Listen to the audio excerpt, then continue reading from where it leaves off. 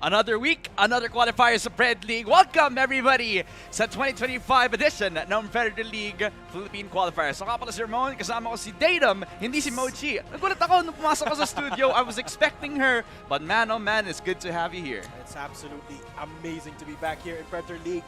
And of course, it's absolutely amazing to have another season with everyone involved dito. We have another qualifier in a different area this time for the entirety of Luzon. Yep, it was NCR last week and now it is going to be over at TNC Dasmariñas, Cavite mga kaibigan. Kaya ang daming mga narinig kong pumunta from the north, from the south of NCR na either first chance pa lang nila ito or second chance out redemption nung natalo sila sa last week. Kaya napakatindi ng mga laban natin tayo dito mga kaibigan. Pero before anything else, we'd like to thank ang Games and Amusement Board for allowing us to have Predator League 2025. This is under the approval of the Games and Amusement Board in the Philippines. Yeah, thank you so much of course to the Games and Amusement Board. Pero for those of you who are just tuning in for the first time sa Predator League, no, ano nga ba ang dapat na i-expect dito sa Predator League? Dahil na ngayon 2025, there's a lot of things happening in the scene. Let's watch this Tournament Explainer.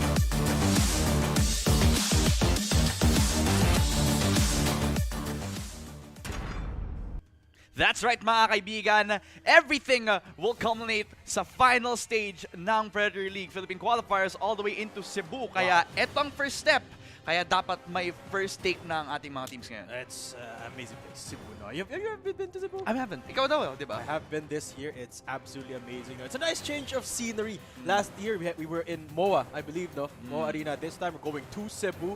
And I gotta tell you guys, it's absolutely wonderful there. Sarap ng lechon sa Cebu. Talaga? Oh. Narinig ko nga, hindi mo kinuha yan, kaya medyo tampo ako sa'yo ngayon. Sorry ah. Pupunta naman tayo sa Predator League. Oh, yeah. Sabagay. Sabagay naman. Sabagay. Kaya I don't have anything to worry about. Pero guys. Gusto ko lang malaman sa inyo na we only have one winner sa loob ng ating magiging qualifiers today. Pero yung mga viewers out there, may chance na manalo din kayo. Pero before anything else, I'd like to remind everybody about our sponsor, ang Xbox PC Game Pass. You can play 100 plus AAA games and all you have to do is just subscribe lang sa 3 months nating PC Game Pass with access to a lot of the games that you have. This is your sign to subscribe to PC Game Pass. Get your first 3 months with every purchase of a Predator laptop. Yeah. I-check out nyo lang ang ating Acer Predator laptop right now. That's for absolutely free. Just go to the website. Nakikita nyo dyan sa baba. It's absolutely free as long as you get the laptop. You got 3 months free access sa PC Game Pass. No, there's tons of games there. I'm telling you right now if you haven't tried it yet. And also, guys, alam nyo ba na hindi lang yung teams ang mga winners today? Yeah. Yung viewers din. Because we have exclusive Predator merch. We will be giving away a ton of exclusive exclusive Predator merch. Yeah, narinig ko may tote bag na daw in there eh. Of course, all you gotta do is like and follow Predator Gaming. Share the stream, use the hashtag PLPH2025 at i-comment nyo na rin dyan sa baba kung sino ang mananalo sa Luzon Qualifier. Yeah, just don't forget guys na marami tayong mga social medias out there para sa Predator Gaming. So i-follow nyo lang kami dito sa stream na pinapanood nyo on the Facebook page of Predator Gaming. Meron din tayong Twitter or we could call it X at this point at Predator PH. Huwag nyo din kalimutang i-follow ang ating Twitch at saka ang ating Instagram at Predator Gaming PH for Instagram at saka sa Twitch Predator Gaming _PH. Well, since we already talked about the teams mga kaibigan, why don't we take a look at yung ating naging tournament bracket. Nagka-dugo-dugo na ang ating eliminations. It is a top 12. Sobrang daming nangyari all throughout this game. Narinig ko, meron tayong mga VCT experienced teams dito sa ating tournament bracket. And with the top 4 already in line, it's looking one hell of a spectacle later on. It's going to be absolutely exciting. No? There was a lot of teams that I recognized from the registration representing different universities. No surprise, I didn't see much of them. Actually, not any of them today, no, which just shows how tight the competition is today. Eliminations, best of 1, tapos na yan. Quarterfinals done, so we have 4 teams left. Voodoo Esports, No Org, Straw Hat, and LFO are the 4 teams bouting it out today. Yep, and if the tournament bracket didn't show it at all, this is going to be what the schedule is going to be looking. Voodoo Esports versus No Org, our first BO1 for today. Straw Hat versus LFO naman, ang susunod nun. And followed after that is the only BO3 for tonight. Whoever will win both of our semifinals will go head-to-head in a showdown to get themselves into Stage 4 as quickly as that. Yeah, absolutely. And Stage 4, man, I gotta say again just how excited I am for that final. Now we're going to Cebu here in Predator League. And it's going to be an absolute banger, especially starting today. No, we're going to have more qualifiers as well for Mindanao and Visayas as well. But today, it's going to start with Voodoo Esports versus No Org. Do you have any insight as to who's playing for these teams? Actually, there's a little bit of a talk between us about both of these teams. Like, parang hindi uncommon na makakita ng mga new teams na makapasok dito katulad sa Predator League natin kasi it's a very good showcase ng skills at ng talents mo if you're not as recognized at all when it comes to the local scene of Valorant as a whole. Like, ang masabi ko na lamang, Voodoo Esports and No Org. I believe No Org has a few familiar faces. I think it's gonna be one hell of a matchup either way though, kung kilala man sila o hindi. Kasi ang importante lang talaga dito is that they get themselves a leg up para mas madali yung magiging grind nila papunta na sa Cebu. And don't remember, Datum, if they win in Cebu, they actually head on over to Malaysia to represent the Philippines in Predator League Asia Pacific. Yeah, that's absolutely crazy, you know. And I love it as well, the current state of the competitive scene as a whole ng Valorant. No, I mean, granted, VCT, Philippines, rest in peace, is not around anymore. But what that means for Predator League is that there's a ton of ripe talent na pwede nating pitasin for today. And speaking of talent we're gonna be picking up, saang mapa nga ba sa tayo maglalaro today? It's best of 1s and it's gonna be in Sunset. Sobrang madugo ang mapang to. Sobrang known for a lot of the infamous B-main rushes and B-main close plants. Pagdating naman sa A, napaka-aggressive when it comes to fighting off yung both angles on A main at saka dun sa may elbow. It's gonna be a bloody matchup. I'm expecting any attacker to actually have a lot more comfortable map control, whereas defenders, kapag na-bait ka agad sa isang rotation, napakalaking magiging opportunity yun when it comes to the attack. Yeah, and I love the map choice dito. No? Sunset for a best of 1, I think, is one of the best options dito. You got a lot of comfortability when it comes to the compositions, and a lot of teams actually, ang dami ng practice dito sa Sunset. No? A lot of teams already have that tournament experience dito sa Sunset. And I can't wait to see who's going to be stepping up sa Sunset natin dito. No, last qualifier, it was Zol Esports. Yep. And I don't think not a lot of people were surprised that they came out on top. It's Zol Esports, top 2 team in the Philippines. Also this close to actually stepping themselves over to the Ascension. Ano ba masabi mo? One of the top 5, sure. Sige, pwede. In my opinion, siguro top 2. Pero siguro nga naman, there has been a few couple of changes in that roster that kind of make them a little bit better compared to before. Nga naman, they switched out their roles at mukhang nag-gel naman na maayos since sobrang flawless ng run nila. Hindi sila nakapag-drop ng map at hindi din sila nag-break ng sweat. Ngayon ba, magkakaroon ba tayo ng behemoth katulad ng Zol Esports? Will it be a known team as Voodoo Esports? Will it be one of the orgless teams like No Org? Well, man, that's one of the stories that we have running on into today. Yeah, and one of the stories as well that we had to point out is, of course, we already talked about the scene as a whole. A lot of free agents today. No? We're not even sure who's playing yet. We're not even sure of the whole rosters for today. Malay natin, yung isang LFO dyan is an entire roster from an old org, no, who has been dropped because of VCT. And I can't wait to see who's going to be coming out on top dito. No, second matchup is going to be Straw Hat versus LFO. I'm pretty sure there's a lot of talent brimming in that matchup too. Yeah, asalo na nga harap na din ng org yung LFO at yung Straw Hat. Well, that's gonna be for later as we head on into the agent selection. Double ini comp para dito. Oh, never mind. Actually, yeah, Voodoo Esports heading on with the Sova and the Breach. Hataro and Jaja will have a lot of light work para masuportahan tong si Jang, which in my eyes, a Neon compared to a Raze. If you're fighting against a Cypher, maybe it's not going to be as easy as a job compared to a Raze and self-sufficient yung kanyang utility para ma-knock away yung Cypher utility. Pero in the end, I think a lot of teams like to play that aggressive roles when it comes to like these type of positions. At saka okay lang sa Voodoo na wala silang Raze kasi nandun naman si Jaja, siya na nasisira. Interesting choice para dito sa No Org. No, they're not going to be playing the Sova. Fade instead. So medyo mas monte yung utility breaking prowess nila dito. I'm talking about the Cypher, the Sentinels, what have you. But still, it accomplishes more of the same goal. A lot of recon and of course that util pump na isang breach. Some familiar names coming through for me. Tap, I've seen him around ever since 2022, 2021. Not even that. The earliest that we've seen from this team, No Org, was back when they were in the grand finals of KOPH. Mga kaibigan, first game of the day, Sunset as the map, Voodoo Esports versus No Org. It is the second coming of the former Carti Esports roster. No Org is looking to bounce back katulad ng kanilang performances before. They were strong, very formidable. Pero ngayon ba sa bagong breed ng talents in the Philippines, magugulat ba nila ang ating No Org? Yes, we're gonna find out right now. They're gonna be starting off on the attack.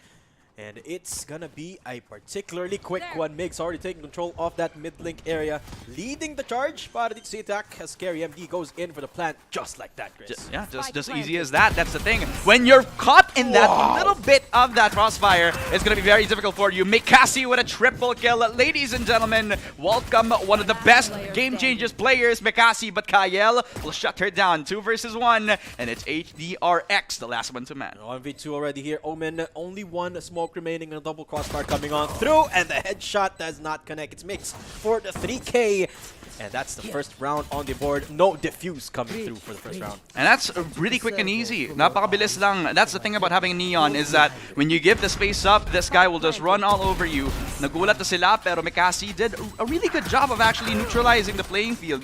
3 kills in the round, pushed into her crosshair. Migs able to neutralize all the threats in the world. Kaya it's as close as that for No Org para makuha nila ang man count advantage by the end of the day. Yeah, and the thing about this composition, right, because they don't have a Sova, they don't have as much of the Cypher clearing util, they gotta get the read right.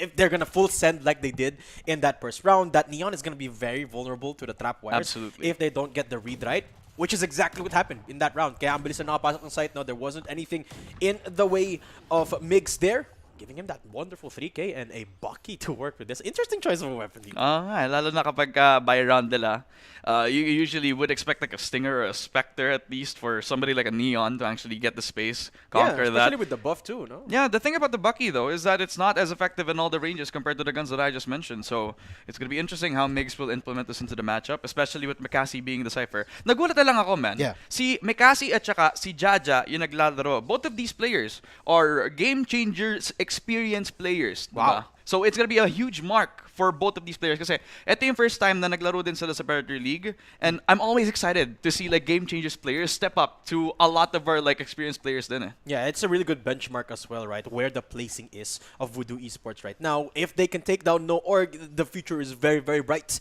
for this roster ng Voodoo Esports. No, but No Org, we talk about the caliber of some of these players and the amount of experience that they've had ever since we started our careers. Nakikita na natin yung ibang mga players dito, no? So they are not gonna have an easy time taking them down. Definitely not. Mix, switching it up. He started on the mid side noong first round, and now he decides to take on the front lines. Ang masama nga lang, Voodoo Esports decided that on the other side of things on B, that's where they fully stack. Kaya 50-50, hindi nila na-meet yung magiging full rush ng ating attacking side. So No Org are gonna have an easier job taking the site without any contention whatsoever. Actually taking it slow a little bit dito, no? Trapwire just barely dodged by Mix. Wow. I just one taps it. I like this guy. Yeah, it still breaks it at the last second. Mikasi, yeah, doesn't get the shot in, does go down, and this should be a fairly easy hold for No Org. Yeah, I mean, better guns. At the end of the day, possibly the only thing that they can hope for is that Migs oversteps a little bit too far. Gets one with the Bucky. And there you go. The kills are just layering it down one by one. A flawless count for the side of No Org. Quick and easy as that para sa kanilang buy round. And at the end of the day as well, a few of them also kept a few of the lower guns anyway. So the thing about that in the economy section is if they won that round, then they'll have enough for the next coming buys, even if they lose yung susunod na bonus round. Let's see what the investment is going to be here, if any, for No Org. It seems like na-pick up nila karamihan dun sa mga sheriffs on the hands of Voodoo now. So not going to be buying anything too crazy, just a Guardian still for Scary MD. And I got to mention as well, it's a Flawless too, right? So as you mentioned, the eco still looks very good for them the next round. And it also helps that Migs is also 2 ult orbs away from getting yung overclock. Yeah, really soon. Overdrive is ready in just a sec. Oh, Migs Make that just one orb away. He's just trying to control market here. The tap's not connecting, but Scary MD still finds a one tap as the Bucky about to slide into the site gets Hataro. And the last one standing here inside is going to be dealt with just like that. Migs is on a roll, dito. And Mikasi, the only one standing, gets the triple. And Roltef going to help him find that final player. Help her. 21 HP left, 1 HP still standing. Scary MD! One set of bullets! And Scary gets the headshot. 3 rounds in a row for No Org. Clean shots from Mikasi by the end of the day. Sayang lang at naubusan ng bullets. 8 when it came to the 1v1. And at the end of the day, again, the Bucky making the difference, and the movement from this Neon is claiming the space for his team. Very beautiful entry onto the market side. Kahit may trip pa nga doon, parang hindi siya nagulat, hindi siya natakot at all. Just taking claims and taking frags para makuha yung overdrive. And I think I don't think he needs to like buy a Vandal at this point. He's just as scary without it. Yeah. He's gonna make sure to buy one just for good measure. Migs just trying to make out a little bit of utility. That's the hunt. Okay, I'm not gonna talk about that hunt. Don't worry. I'm just gonna wait for a little bit of a sound cue. Perhaps there's a triple stack coming through mula dito sa Voodoo in that particular site. Moment Oat going to come in for a little bit of info, bit of rotation as well as Migs comes in for the entry frag again. Jaso on the board. They're gonna be going in for more. Jang, the only one to find a kill as a trade, but it's a 1v4 now, with Kael dealing with that Omen. And again, it's all up to the Cypher. Makasi again. Always known to clutch up back under Ben Victor's days. Kaso tatlo ang kalaban niya at walang malakas sa tatlo, mga kaibigan. It is a 4-0 for No Org. I mean, considering that this is one of the teams that has claimed a lot of recognition doon sa previous nating Predator Gaming events. This is not a surprise to me. Yeah. I like the addition of Migs, and his playstyle definitely complements like the slow pace of Kael and Jaso. These two known to clutch, but Migs is known to be a very fiery, aggressive duelist when it comes to these entry duels. And not just that, I think Migs, the addition of him in this roster is radicalizing the playstyle of this composition in particular. Talk about the slow playstyles of their teammates, but now they're playing at his tempo. The enemies are as well. Jang gonna go for a quick peek there, gets flashed on out by the breach. The triple swing coming on through, and this is the aggression we've been looking for. Jaja finds a kill. Hataro finally shuts down Migs, and No Org next to fall prey. The only one left is Kael on a big lurk. I don't think he's gonna be finding much of it. Just no one knows where he's at. I mean, if he has the timing, then Mikasi is definitely going to catch her. But Kael might be a little lucky.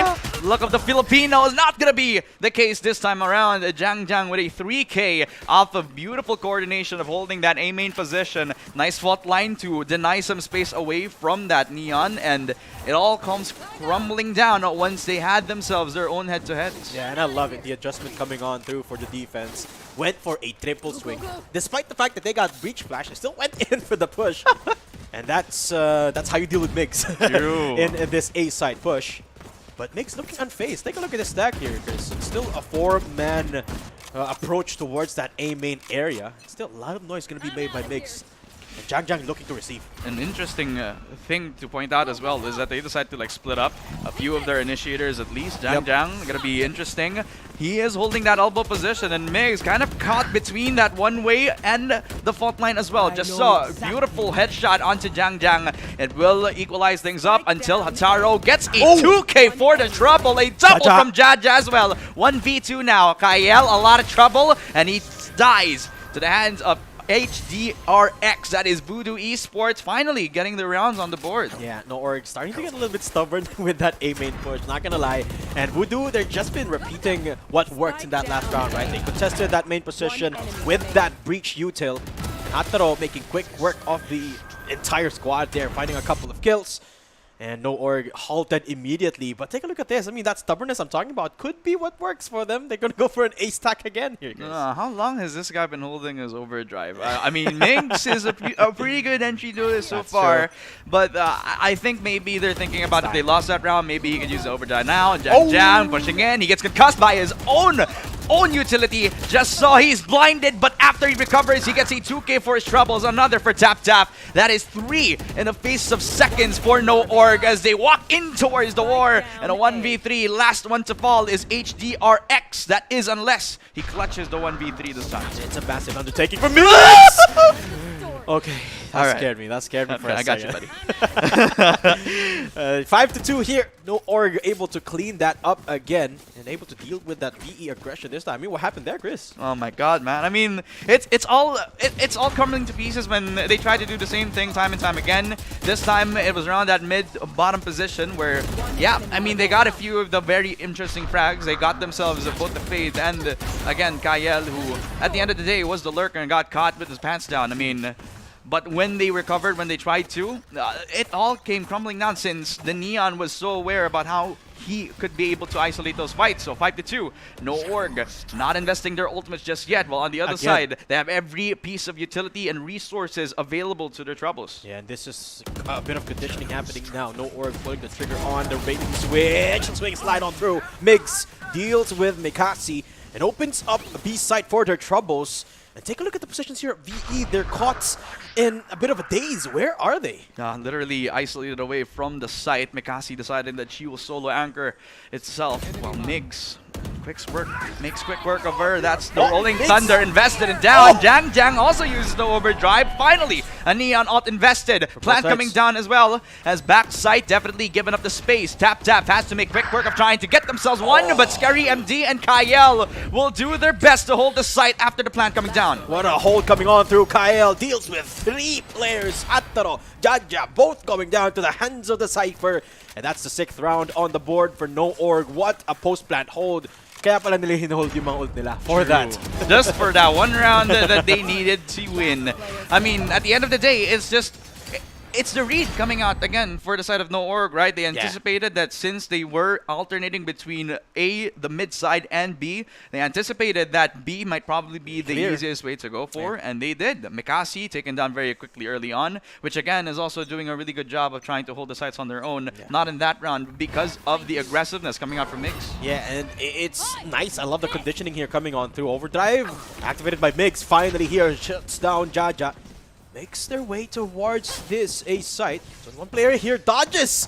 Wow, Blaze. What? He's playing jumping ropes this time. Gonna be able to find Mikasi, isolate them back into this end, and he, aftershock and deal away with Mikasi. Just 2 players remaining for Voodoo Esports in this post plant. Just that quick, just that easy. It's almost like the same pistol round that Migs was able to deal. Push on down to the mid side and then overwhelm Mikasi as she's not able to get herself a frag before she calls down to the ground. 2v4. And Ataro already finding himself a lot of people inside of that A side. Migs again and tap falling through with another. That is after HDRX takes one with them to the grave as 7-2. But at the end of the day, No Org have been claiming space as fast and as furious as possible. And that's just space that they're creating here, Chris. No, they're also creating the speed at which the game is played at. No, they're in full control of just the momentum of this, of how often things happen and how quick they happen. That VE have no time to react, whether it be the quick push from Migs or the overdrive, or the sheer amount of util that the Breach is pumping out here in the form of Tap and Scary MD. They accomplish this feat so many different ways, but the way they execute is somewhat fairly simple. Migs is gonna come in again, and there you go. That's the first blood. Migs shuts down Mikasi. Jang gonna get the trade, but I think they're still going to control the site here. A 4v2 again on the retake. I think one thing to be notable about Migs is the way that he spaces himself around his team. No Org are not holding back when it comes to like giving the space for Migs to actually thrive on. That's true, but they're also not that far behind. When they're trying to follow up on him, it's always that quick one tap out from Migs, and that's more than enough because at the end of the day, No Org already that quick to actually trade him off before he falls to the ground. So a 2v4. They're already locked outside of that A-site position. Kyle doing his best to hold down main. And remember, this is the eco round, so HDRX doesn't have the weaponry. He also doesn't have the awareness, apparently. 1v4. But Jaja's also executed outside of the site. It is an 8-2. It is a 6-round lead for No Org, building up a lot of confidence, a lot of money, as well as, well, overpacing the tempo away from Voodoo Esports. Yeah, and I love that you pointed out the fact that they play together really, really well, right? That spacing that you were talking about. It's not necessarily something that you can coordinate. It's something that comes naturally. It's like they feel it. Exactly. It's something that comes with time, with experience, and you can feel No Org. They have been doing this for quite some time because you just can't call dito kaya sa likod ko kayo because naturally it will come, and that's game sense. That's fundamentals here at full display for No Org. This is the benefit of keeping your core for more than like 2 years now. Yeah. Which now they have built up their synergy, and we're looking at the fruit of their labor this time around. A slow tempo out for No Org, and now they pull the trigger. They have Migs inside of the site. There's no Cypher util at all to delay Migs from ever taking this space anymore. So it's a free plant for No Org, but it's also a 5v5 retake. Yeah. First time Voodoo has got full manpower going to this post plant after some time. Now, I think the last time they went for this was the pistol round. Jang struggling a little bit to get into the site. Flashes do come out. Swing out coming on through. That is stuns. A relay bolt into the dash as Migs finds a couple and pops off again. That's 3 done and dusted. Make it a 4th for the Neon. Almost gets the ace, but he gets shut down as Carey gets the trade. No Org, 9-2, and the half isn't even done yet. I will tell you guys that this is the second time that Migs has used his overdrive for this first half. And well, if this 3K tells you anything, it's that this guy is definitely deserving of getting the top spot so far, but this is not to say that Voodoo Esports have no chance at all. They have been doing a really good job of preserving their numbers, preserving their utility. I just want to see them use it a little bit more. You can see the flashes come out from that default position, and yes, it locks away the one player that they needed to hope for was Migs, but Migs isn't playing alone. He's always having somebody inside around that main side, so if he dies, it's always going to be a quick trade. Yeah. The way they play that trading too for No Org is just absolutely perfect. And VE are expecting a little bit of a different approach here. Very standard default as No Org decide to pull on the brakes. And now VE, you could almost hear them thinking, what is happening? Where are they? There's a bit of pings coming on through here for No Org. Seems like it's going to be another A default for them. 4-stack, or 5-stack actually, coming on through here. With Jang again looking to make this reception a little bit more fruitful for their side. There you go. Execute. About to happen here, Chris. I think that's a lineup from the Cypher from the Org, just so that he could try to make them think that they're going to go on A, but really the mid side is where the action is going to be coming from. Just has to be careful though, because it's a crossfire. It's set up by the Sova and HDRX on the other side of things, so deadly. If they have to do it, they have to do it. Migs dashing on down. A smoke also helps that cause. It is the paranoia that actually delays the inevitable for them, but the scan, that actually does a lot of damage. Jaja gets one, tap will trade. Yeah, tap can signal. Migs still already making his way towards Boba here. And Market in control. What? Shuts down Jang like that. The quick on dash will not save him this time. The slide rather. So 3v3 is in the works here for the post plant, Chris. Oh man, that 3v3 looking so ever deadly. But the best chance for Voodoo Esports now that they locked away the best player on the server so far. And maybe the utility could be more than enough. It is planted on the side of B main, but at the end of the day, tap will always get one on that occasion. 2v3, Jaja trying to hold down that B main position. The smoke comes down, so that's a really good cause for them. Scary MD and HGRX, they treat each other, but it is Scary MD that will get the 2K to end off the 210. A first half that is looking indomitable for No Org. It's so rough. It's so rough for VE, even on the post plant where they have the power position. They even had a smoke left standing. It couldn't work. No Org, their firepower here is absolutely insane. And Jaja, this was a pretty good start to the round actually. A recon to get the kill through the dark cover, but by the time that the site was controlled here, it was already dwindling their numbers. And the 2v2 just did not work because of the main positions here not covered by the dark cover. And we're left with an 8-round lead here for No Org as they go to the defense. You know what this is telling me as well is that Migs is doing a heck of a good job of trying to suck the value out of the initiator utility. It's almost like Jordan and Scottie Pippen actually working together, except there's 2 Scottie Pippens and 1 Michael Jordan. Okay, I gotta have to excuse me. I don't watch basketball. I'm so sorry, but here we go. Jang finds tap and Migs somehow trades a couple, gets a headshot, and Gael already in the area, almost gets a kill, but No Org again. It's a 3v1 with Jaja going down. It's a 3v nada. No Org gets to 11, 2 away from winning that spot in the finals. Hey, look, they have the double initiator comp, so the most that I can hope for, or at least the least I can hope for, is that Voodoo Esports decide to go for the full rush buy coming down, full stingers. I don't care. The sheriffs at this point, with the high confidence that No Org have, they're just gonna try to run all over them. Especially with the less amount of utility that they have. That's true. Because of the nature of the low buys here. But I think this is also a really good opportunity to actually remind the viewers out there that we have a giveaway. All you have to do is like and follow the Predator Gaming Facebook page, share the stream using the hashtag PLPH2025, and comment which team will win the Luzon Qualifier. You can get a Yes, tote yes, bag yes. as well as a Predator hoodie. Yeah, of course. Get that exclusive Predator Gaming merch as we head into round number 14 here. No Org leading by 9 rounds. And I don't think VE was listening to you, Chris. They did not go for a forced buy. They just went for Sheriffs, which arguably is an okay option considering they're on the attack. No Org being a team that likes peeking, but True. I'd say at this point, just throw all concepts away. Just buy and get as many chances as you can to extend this game. Because Migs is again holding on to a judge. Just remember that it was the best of one. Yes, that's They true. make one misstep and it's going to be all over. Jang pushing in. It was HDRX who was the first guy, or the guy behind him, but it was him who actually falls to the ground first. Migs at least will get one with that judge, and well, no Org. They have done their best to actually get themselves that control over Market. He's making a lot of noise. And that judge, well, that got baited in. Mekasi falls to the ground after one shot from the judge. And well, it's all banded busted. 1v3. Ghost in hand, Kyle just needed a little bit of assurance. Yeah, he's gonna get that with another 12-round win for the side of No Org this time around. They're gonna get themselves the match point just like that. It's 12-2. Gonna be 10 perfect rounds here consecutively just to push us into overtime. And I hate to say it, Chris, but it's not looking likely. Yeah, I mean, you know, the angle from the replay, it kind of actually made me think that he killed him with his knee up. Like a knee strike from wrestling, a V trigger. If any wrestling fans are actually watching, I mean, it is pretty entertaining to watch something like You know that. my favorite call out in wrestling is suplex. Suplex City. Welcome to Suplex City, Migs. Yep, he's doing a lot of damage, but it is Jang that does get that first blood. That's crucial. Yeah, bait a little bit of utility from Migs there, playing around the neon mobility. Oh, but somehow Kyle shuts down Jang. What? Wait, okay. Okay, Kyle shuts down at least, so that's little of the Cypher utility gone.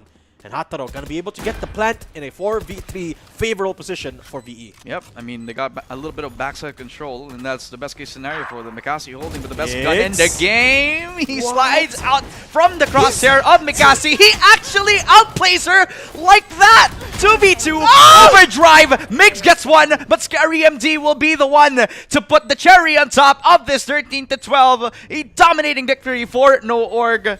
And well, man, I mean, you blink and you miss it. It's one of those moments where, you know, one of the experienced teams actually get themselves a leg up because of, well, pure mechanics. Yeah, it's absolutely crazy here. Just like that, No Org take down their opponents. And you gotta remember, it's not because VE are slouches, it's just because No Org are performing at such a different level. Great synergy. Not much to say. It's crazy. That's true. And they, just like that, they get themselves to the semifinals, and they're one win away from getting to that. Oh, actually, this What is do you the mean? No, this is semifinals. the They're finals already in the finals. They're already in finals right now. Yeah. They're in the BO3. What are you talking about, man? Wow.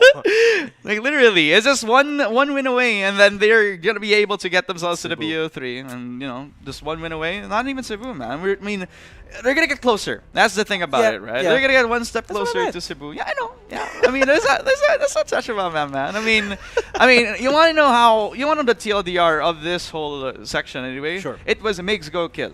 And then it was Migs go kill yet again. It was Migs go kill all throughout. And well, there's nothing much else to say except good synergy all across the board for the side of No Org. And for Voodoo Esports, well, hopefully we see themselves in the next qualifiers. Because, I mean, in the early rounds, I think I saw a bit of potential, especially when they were trying to convert through with those Bodos. But No Org just really had the pace as a weapon by the end of the day. Yeah, and this is one of the problems as well in Best of Ones, right? If you're a team that takes a little time to ramp up, which might be the case here for Voodoo Esports, you just have no room to work with. You already have to have your kinks worked out before you step into the lobby. I'm sorry about that. And you gotta be ready to face your opponents at whatever pace they dictate.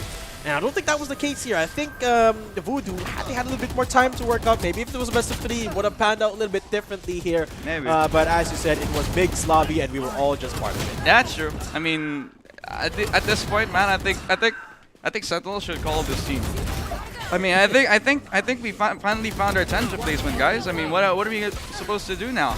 Because Migs has been doing a really good job of just doing his duelist role. And I gotta say, we gotta give credit to the rest of the squad here as well, right? You talk about them being absolutely synergized this entire time from the get-go. The spacing between the entry frag and the entire squad is always perfect. The trades are always there, and that's because fundamentally these players are so mechanically gifted, which is why we got this result. Very, very mechanically gifted, man. I mean, if you look at the scoreboard at the end of the day, I mean, Migs, yep, he was the standout, but you also got to give credit to his initiators because they actually give him a lot of confidence because of their utility. Kyle also, a lot of lurk opportunities also exploited when it comes to the attacking rounds against VE. So if there are things that I need to highlight for in terms of like improvement, possibly like working around the aggressiveness from their teams, and sometimes you just gotta not take the fights when you're giving it to them, right? So if VE will have an appearance in the next Predator Gaming events, and possibly they can have a leg up, but Noorg really take this BO1 and took it swinging, because man, that was a bit of a home run. Look. Yeah, absolutely. It was a goal, it was a three-pointer, it was whatever you want to call it. It was a 13-2 win, a very decisive one at that in Sunset for Noorg. And that concludes our first semifinal of the day, just like that. Before we let you go, guys, gotta remind you, of course, it's not just Noorg that's the winners, it's you guys as well. You can win exclusive Predator merch. All you got to do is follow these instructions, which is... Well, you gotta like and follow Predator Gaming, as well as share the stream using the hashtag PLPH2025. I like how you put me on the spot right now. And you gotta comment which team will win the Luzon Qualifiers. Will it be Noorg, or will it be the next BO1, where we will find out who will face Noorg as we head on into a short break. Don't go anywhere.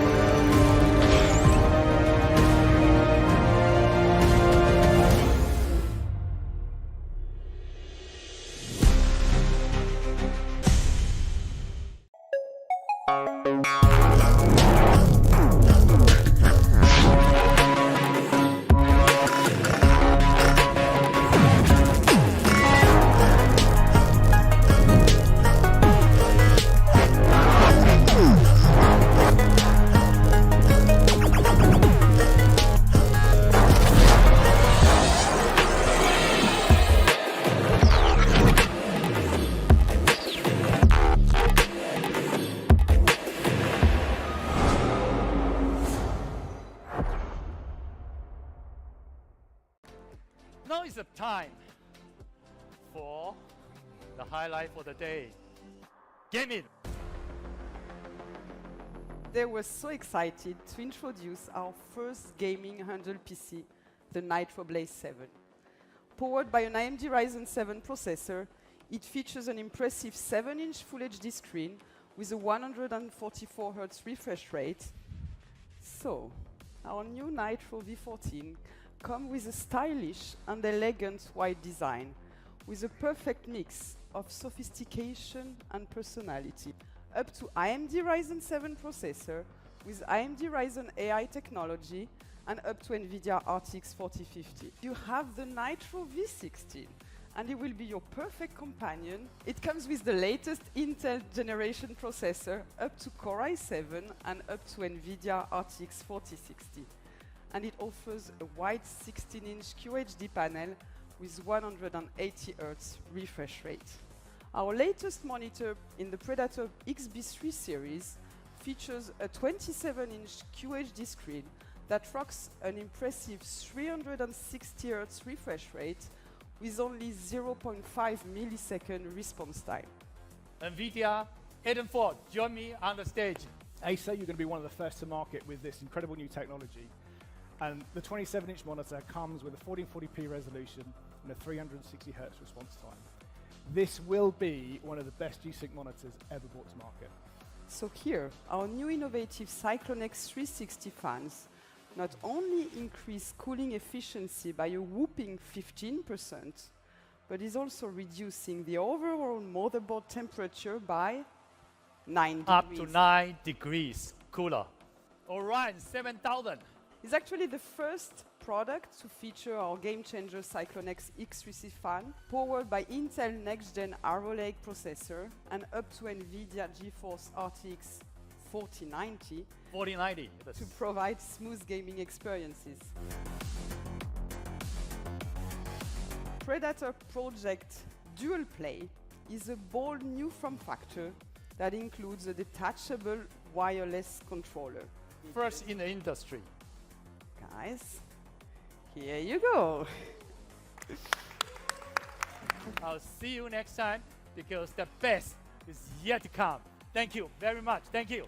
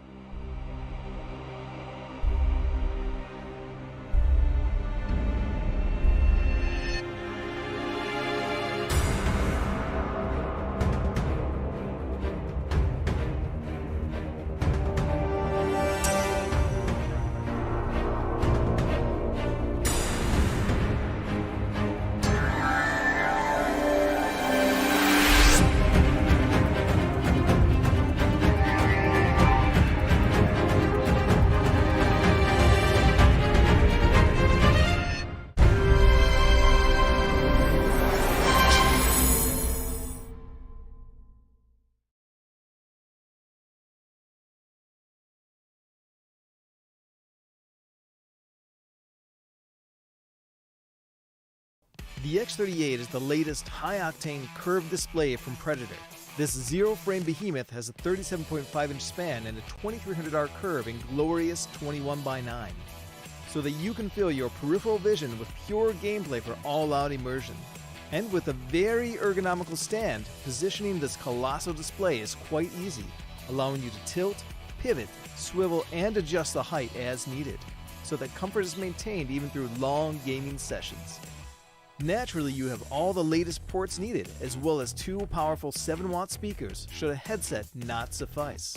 Though the X38 is ideal for hardcore enthusiasts and esports pros alike, what sets it apart, besides a crisp, ultra-wide QHD Plus resolution, is the Agile Splendor IPS panel it uses. This panel makes it possible to push the response time up to 0.3 milliseconds while maintaining a color gamut of DCI-P3 98% and Delta E less than 2, so that colors and details remain vivid.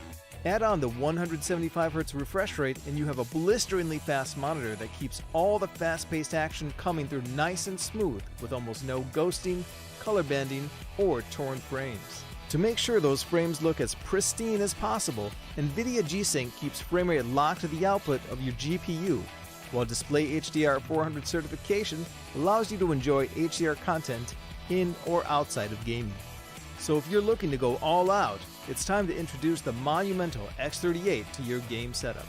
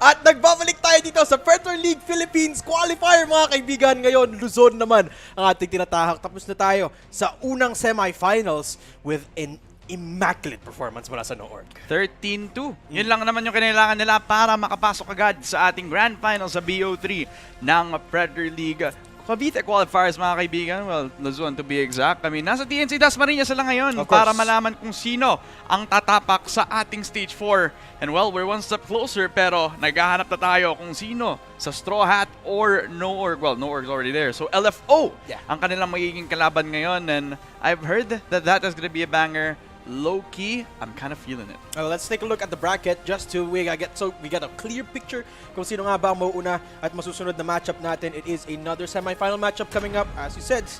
Let's take a look at this. It's Straw Hats versus LFO to compete and to find out who is gonna come to the grand finals dito, no? And I'm excited to see just how different the levels of performance dito, no? Given that No-Org, well, we didn't expect them to have such a nice performance. Given that Voodoo Esports, they kind of have a stacked roster too. Yeah, I mean, Mikasi and Jaja in one roster doesn't mean na matatalo sila ng agad-agad. Well, a lot of expectations were definitely shattered today as No-Org taking that very quick and easy on doon sa ating Sunset map. Ano kaya makikita nating map ngayon? Kasi I've heard like a lot of like play around Lotus for a lot of like pro teams and definitely a lot more asset as well. But yung map selection natin, well, we are back in Sunset. Mga kaibigan, maybe, possibly the same scenario, pero I'm kind of feeling that this map's gonna be a little bit more competitive. You know what I like to call Sunset? The Land of Dusk. Bakit? Kasi it's Sunset Dusk. Okay. Is it which one? Anyway, I love Sunset as a map. Kasi there's a way for a lot of interesting compositions talaga dito. Dusk? Ito. I gotta be serious here for a second, Chris. We did see some interesting compositions, to say the least. The Neons taking over that game. Do you think it's gonna happen this map too? I think I want to see a little bit more Raze. I think that's my bias, since Raze has been one of the most played agents on this map in particular. Since you can do a lot of crazy setups when it comes to the Raze. I mean, the Rocket's always gonna have value when it comes to the entry prowess. That also means that the Satchel will also make sure that you're the one taking space every time that you want to entry on into the site. But it's always not foolproof kasi the nerf siya couple of patches back. That's true. Hindi siya kasing bilis katulad ng dati, kaya a lot of pro level Razes needed a bit of time para makapag-adjust sila dun sa speed ng Satchels. Pero hindi naman siya naka-apekto ng ganong ka-hard kasi ang dami ding nakapag-adjust eh. And for the most part, the strengths of isang race is still the same. No, you still have that clearing potential with the boombot, and you have that verticality with your blast packs. But the one thing I want to point out dito, no, Migs made it look easy, but playing Neon is not easy, especially when you're playing up against a Cypher. No? The only reason Migs looked unstoppable in that map is, kung mapapansin mo, every time mayroong setup ng Cypher sa site na pupuntahan niya, alam niya kung saan titigil eh. Kaya nga. Migs somehow is also familiar with Cypher setups, which is the one thing that's kind of a requirement too when you're playing Neon. That's true. At this point, like a lot of the duelists that we had like a few years back, hindi siya as mechanically required katulad ng ngayon. Kasi if you think about it, Jet and Reyna, they're just both duelists that require you to get kills. Pero yung mga duelists na meron tayo ngayon, Raze, Neon, if you think about Yoru, ang daming mga pwedeng mapag-setup ng plays with your team as well. So, yung mga self-sufficient duelists, yan yung parang nag-rise down into the tier list. Rise down. Like, rise down. Okay, maybe that's a little bit ironic. Recede. Recede. Okay, recede. I'm sorry. Okay lang naman. Actually, I like that you corrected me there. Pero recede nga. Kasi, at this point, mas maganda yung duelist na nagbibigay ng map control with your team with just utility alone, rather than ikaw yung nag-filling ng space. Yeah, speaking of utility, those are the two top options talaga. You got a Neon and a Raze, and I guess it just boils down to preference and the playstyle of your team. But speaking of Raze, speaking of Neon, we are ready with the drafting phase. The agent select screen is abound. Finally, we're getting a Gecko here. Wow, okay, Gecko para masuportahan ng double duelist comp, which honestly, as a single initiator, siguro pag rank, possibly I could see it happening. I could see a really good way to use it. Wait. Kaso in this sort of competition, I don't know if that's going to be enough for them. Wait. They got a triple Emmy here. Whoa! Okay. Okay. A bit of a spicy comp dito, no? But it does make sense. It does make sense, right? I mean, if you think about it, you talk about those old duelists you're talking about. You're talking about like Arena, right? well, basically, Gecko is just a better Reyna that's got no sustain, if you Yeah, think about true. it, right? So it's kind of like having a duelist in that sense as well, but with a ton more utility, and a lot of Cypher clearing potential as well in the form of these 3 initiators that I'm talking about. And I love it. I love it from LFO here. Very interesting setup. This is not something we see a lot of, as a lot of teams do prefer having a standard duelist dito. But for Straw Hat, they're gonna go super aggressive. They're gonna have 2 duelists. They got Jet on Justin, 2 sets of failure with the Raze. Si Anita Maxwin, a 5-year-old meme nandito playing the Gecko.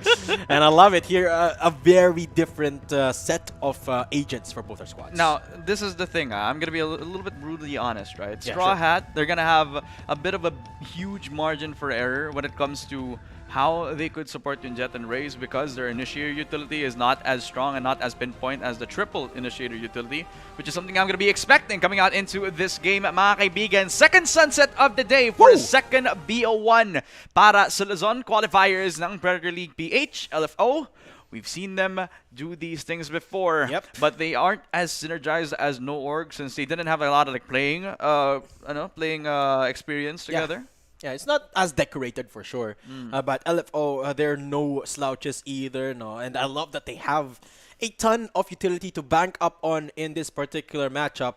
But the one thing I want to point out here, the big difference between these two is, it's not a term that is used a lot in FPSs, no, but the sustainability in fights dito ng LFO, because of the fact that number 1, they have a Gecko, and number 2, they have one extra. Actually, it's a bit of a mistake pala, no. They have no breach. They have a Neon, which is way more standard, but still, point still stands. They have way more utility than Straw Hats have, which means that they can use a bit of util, bounce on out, and then use them again because of their abundance of it. Replenishable pa. That's yung true, that's true. important na utility na meron sila. You can pick up Gecko, you can pick up Wingman. And Chase also has a recon dart that comes up every 30 seconds. So, That's true. Kung isipin mo, if it comes to the long game, when it comes to those times na kailangan nilang mag-rotate ng mga tagalan lamang, and if they go back to the default, use utility at one point, and then once tumagal yung game, meron na silang utility ulit. It doesn't mean that Lai is gonna be the one I'm looking out for. I'm looking out for how the slow pace and tempo can affect yung buong LFO as a whole. Because sometimes that pressure can kind of get to you when it comes to playing the slow game. Yeah, it's kind of like LFO. They have the option to not play linear, whereas Straw Hat, it's their only option, given that they have a double duelist now. What this means for their comp, though, because they have a double duelist, they can pave the way for some nasty lurks dito. But again, it's going to be very dependent on timings and execution, which is not necessarily as risky as having a ton of utility on the side of LFO. No, bit of a pause happening, guys, because we're just trying to give you the best broadcast possible dito sa Predator League. No, before we continue on with the game, I just want to tell you guys na I love you all. No, I'm kidding. So you don't. So you don't. No. I was about to say that my love comes in the form of a giveaway. Okay. Guys, you have the chance to win exclusive Predator Gaming merchandise. All you have to do is follow these instructions, Chris. You just gotta like and follow on Predator Gaming Facebook page. Share the stream using the hashtag PLPH2025. At i-comment nyo lang which team will win the Luzon Qualifiers. Will it be LFO or will it be Straw Hats? As we're going on into the game, kanina pa sila nakahold dun sa may mid-top, and now is where they will try to use that position to their fullest effect. Pero hindi na napatay ang nag-iisang lurk on down to the mid-side. That means a site might be easier to take. Yeah, and a very interesting pathing coming on through. Flank coming in from Omen. Justin gets recon out, and Icy is the one to go down. Justin somehow still stays alive, but the battleground is in the sight as Straw Hats dismantle LFO. 3 people left standing, gets the spike down as well. And the thing about that is that they're already given the free space, since doon pa nila na-invest yung triple stack nila all the way down to the mid side, because nobody was contesting that elbow. Nobody made it that hard to take a main as well. So once again, the pace getting to them, but I really like the attempt from LFO anyway. Taking the space onto the mid side means that you could have actually gotten the lurker, but the problem is the lurker took yung cover. That was Raya Milan all the way down to the mid-bottom position, which meant that siya yung bait, pero hindi siya kumagat. Yeah, and it was just so quick too. LFO just didn't have enough time to respond. No, they positioned their Omen down in mid to sort of hold that as an anchor, but it was a little bit too late on the side take. No, by the time he got there into the sites, it's already done. And the battlefield was cleaned up already. And a quick change of pace immediately here for Straw Hats now. Quite surprising to me, considering they have a big weapon advantage. I like the position of the cam. At least now Gami is going to be able to expect where they're going to be coming from. And he can position himself accordingly, possibly in this close angering position. I like this until he gets killed off that quick and easily. Yeah, Justin, very bold on that swing too. No util, just dry peeking. Double setup coming through! Oh, that's one way to deal with a double setup. That's one way. Alam mo yung POV nun, parang lang siyang denive ng race niya. Literally just, pare, cover tayo. And they were blind too, so they couldn't do anything about it. Take a look at that one more time. Mr. President! Oh, that's... yeah. One enemy remaining. That's rough. I mean, the util timing was perfect for them too, right? Yeah, I mean, yeah, Karanoy are coming in. It's the free entry again on A main. And I think that's like the problem I have with some teams on an eco. They don't try to play the pressure game. That's true, right? A little bit too conservative in my opinion. But they did set up somewhat of a trap there. It just got dismantled by the perfect utility dito ng Straw Hats, no? And again, we slow things down with a somewhat aggressive peak. Dito ni Lai, no? Gonna get pushed up. That's a wonderful barrage of util. Nade's gonna come on out as well. Lai gonna slide into the fights. And Straw Hats down to 2 with the spike in the middle of A main. I like the initiation from Lai here, always being the one who becomes that bit of a distraction. Yeah. And also taking the kills for himself. So he's safe. He is gonna be low on HP, kaya kailangan maging conservative. Yung kanyang magiging position, doesn't know where the last two are coming from on the side of Straw Hats as they make their way over to that A main position, trying to mark that top side. Habang once they get that one string of util, that's when they strike. Yeah, upgrades coming on through to the last two people here in Straw Hats. Omen. Hindi sila nag-iingay, kaya they can just move on to CT. But the problem is they're walking into the crosshairs. Yes, a lot of people looking at their position, and Icy gonna be taking them both down. What a call. 1-2 here from LFO. Put themselves on the board. Just it was looking good at first kasi they weren't taking space and they wanted to take the man-cut advantage back before they got the plant down kasi I like the idea. I like the idea as well. Talagang okay lang na nagkaroon sila ng parang a little bit of a pause, a little bit of time to chill. But at the end of the day, they really needed to take that round and, well, they converted 3 of their rifles coming into the next. 1-2. LFO, they were looking for an org before, but now they're just looking for somewhat of a peaceful start sa kanilang magiging game na to. Yeah. And so far, they found it. 1-2. Standard as it could get. Lai going to be at the receiving end of the util again, but this time not as heavy of an investment from Straw Hat. No smokes. Okay, finally they're there. That's Gecko Flash coming on through as well. Marsh on to support Justin, and Funky gonna go down. Lai's just beyond elbow. That's Chase inside the site as well. But to peek out, timing is perfect for Justin as Omen shuts down IC. Lai finally swings away, and Elbow is a absolute battleground with Raze popping off. Lai activates the overdrive to shut down Justin, and LFO again in shambles. One person left. Man, the trading for Straw Hats has been impeccable, right? I mean, the in and out from Lai, of course, does confuse them.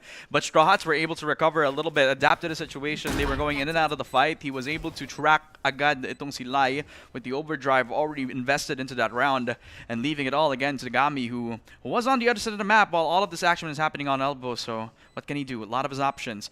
Go on to the A site where he will already get spot by the cam, save the gun up para makakuha ng mas maganda economy to the next round. Yeah, I'd probably take that if I was him, because in this sort of economy where they won their bonus round and they try to convert into the next, I think mas maganda yung isave mo na lang yung naiisa mong Vandal para at least may isa sa inyo na okay yung buy. Yeah, there's not really a lot of point to risking this. There's a little bit away from the neural theft as well, so orb play or ult orb play is not going to be an option either. So there you go. Straw Hats, a 3-1 scoreline, 2 rounds ahead. And I was talking about the deficiencies of their comp being linear, but when it works just like this, I dare say they don't need any more than their door duelists. You know, I call this the monster truck set strategy. Monster truck. Yeah, kasi yung monster truck mahirap siyang makapag mahirap yung handling niya. So when you try to steer into a sharp position, mahirap. Pero kapag ka dire-diretso lang siya, it will hit hard. Yeah. And I mean really hard. That's the thing about this composition. Yeah. If they win out their gunfights, then this Jet and this Raze can just keep going. Yeah, exactly. It's gonna topple them like derby cars at this point. And it seems like they're gonna continue on. Monster Jam at play.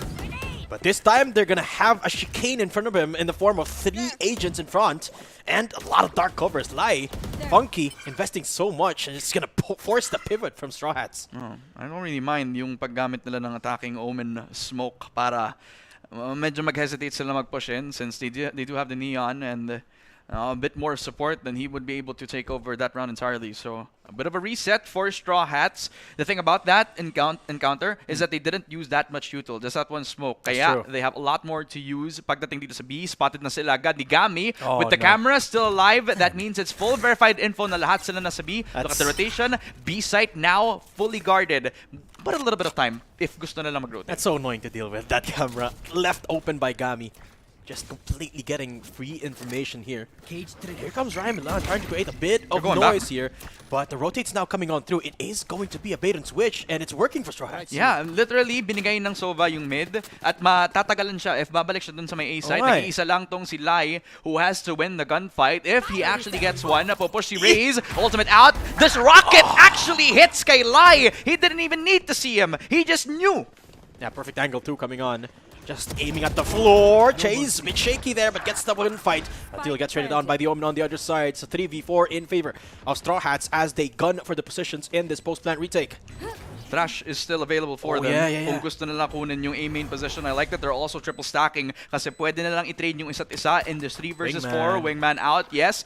Not a lot of cover, but an information definitely there. Another max win also gets caught. Omen gets one kay Funky. Gecko gets a double kill para ma-lockdown yung 4-2-1 para sa Straw Hats. These guys are playing them around sa loob ng mapa. They went B to start, they went A to start with, they went B, and then they went back to A. And what's amazing about Straw Hats is they only used one util in that fight, one single ability, and that is the Gecko Flash. I mean, if you take a look at that post plant again, off of the Gecko Flash, they get a double swing and they put the retake in a meat grinder. I mean, this I'm talking about. It's the Omen, it's the Gecko, it's all it took. Yeah, and didn't even need to over-aggress. I mean, hindi nila kailangan is-overstep yung boundaries sila.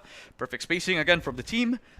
And It's it so also, efficient. it's really efficient, right? I mean, the comms are on point because everybody's like doing their best work. Straw Hats forcing another eco here for LFO. No overdrive available for Lai. And it is somewhat of aggressive angle. So again, an early rotate from LFO. With Ryan Milan hoping to catch a striker. Here comes the execute onto that A main spot though. Yeah, Paranoia gonna buy a little bit of time, but Gami spots out the lurk. And Ryan Milan will go down. Another one coming through in mid, and Omen looks to clean up, finds one, but Gami on the board again. So that's 2 guns if they can retrieve it. Lots of value out from that early Cypher Trip para sa mid. Talagang pagkapasok pa lang ng una, I mean, yun yung kinuhang conversion. It's already surprising they got 1, but getting 2 there was huge, especially since it is the Omen. Early Vandal upgrade as well, being invested for them. Justin, he wins out the gunfight. Gami was not patient enough. Nahintay na lang yung Gecko Wingman to plant down. Would have actually gotten the objective very clear into his horizon. A 3v3 where anything can happen at this point in time. There's one upgrade coming through from Straw Hats. That's on the Sova. There's a Bucky on Lai. And Chase making his way towards Boba now. They don't have main control, but they do have market. So there's only one possible option here for the positions, but Thrash is going to be used up. That's the double wall coming on through, denying the Thrash, and from behind, Justin strikes. Lai finds one with a Bucky, but through a little bit of a crevice, they find the diffuser. Justin in a 1v1 is going to be icy. Uh-oh, ring around the Rosie, and it's Justin to come out with a 4K. A 5-1 scoreline. Straw Hat come out on top. Love how he isolates these gunfights as well. Nung pumasok, yung nag-iisang Neon, his objective wasn't even to kill everybody. It was for him to be the distraction, for Justin to pick up everybody else. And that was how he was able to take over yung B main spot, right? Kills one, and then once he dashes on towards another frag, talagang dash in towards the smoke. Hindi siya mapatay agad, hindi siya matrade. A lot of time invested, and at the end of the day, Icy, well, he wasn't too careful about his shots as all. Talagang once he rotated inside that smoke, he knew he was dead. Yeah, you can see the composure from Justin as well, right? Ice cold, huge recon. Spots out 4 of the players here from Straw Hats. It's gonna be a bit of a slowdown to their approach. Straw Hats gonna be tailing away from that A main spot. Slow mid control. And the Cypher Cam hasn't yet to spot anything. But again, it's a very annoying setup coming through from Gami. Yeah. Once Ryan Milan comes through, they're gonna see. I think that once they actually hear a lot of util, that's when they try to respond to this by going back, since nag-isa lang naman yung Gecko. Funky has to be careful, actually wins out the gunfight, and a second nod from Funky as well. That means that they can't take yung CT position at all. Omen, a little bit of an adjustment. He does get himself at least yung trade-off galing kay Gecko, and Chase trying to hold its things down, but Ryan Milan, he will fall to the ground. Chase and Gami did their best work doon sa may mid-top position. And a little bit of a fumble for Straw Hats, since they were too aggressive on taking that CT position, and when they met Funky, Funky was just in the perfect spot to claim that double kill. Yeah, didn't even need the help from Gami there. Gami providing information with the cam the entire time. Funky just swung, got a double, and because of that boba control, there was never any control of Link here for Straw Hats, and as you said, they just got destroyed in that small crevice, that small alley. A 5-2 LFO, not to say that they are already in even footing, still have a lot of work to do to get to 5-5. I'm just happy that we're going to have a bit of a game on our hands, ladies and gentlemen. Straw Hats giving us a bit of a show, as a bit of their aggressive attempts actually getting punished when it comes to LFO and their really good positioning. Split up 4-1. They leave the Cypher to hold out that main position, and they actually get themselves Lai. So that Neon will prompt the rotation out for the Sova, who gives up mid-top. But for the B-side control for Funky and Gami, their best work has to come up from this choke point yet again. It's duo again. It was the same duo that shut them down in that Link spot. This time trying to hold down that B site. Cypher Cam is a little bit out of on a conservative angle, but Ryan Milan still making a lot of noise. Finds Icy actually. They could go the rotate now, but Chase takes him down. They're still holding. Yeah, gonna push the 3. It's gonna be the judge coming on to lead the charge. Raze goes down. Gami again with the hold. Gets destroyed by the blades. Oh, Funky again. It's down 2v2. Oh man, now it becomes doable. Now it becomes spicy, because Omen, he was in the perfect timing. Pops out of market and takes care of Funky. A little bit too aggressive for my liking, leaving it all to Chase. And remember, this guy was one of the top dogs when it came to the Game Lab Alpha days. And now he has an opportunity to cement his name when it comes to these 2v1 situations. But how does he approach this? Backside already controlled by Chase himself. Both of them on B main. Tap on the spike. Flash is coming down, and he cannot see anything but his impending death. It is Omen that gets the last. A 6th round for Straw Hats. A beautiful pulse plant. All because they adapted to the situation. There's literally nothing you can do in that situation. The paranoia and a dizzy coming at your face.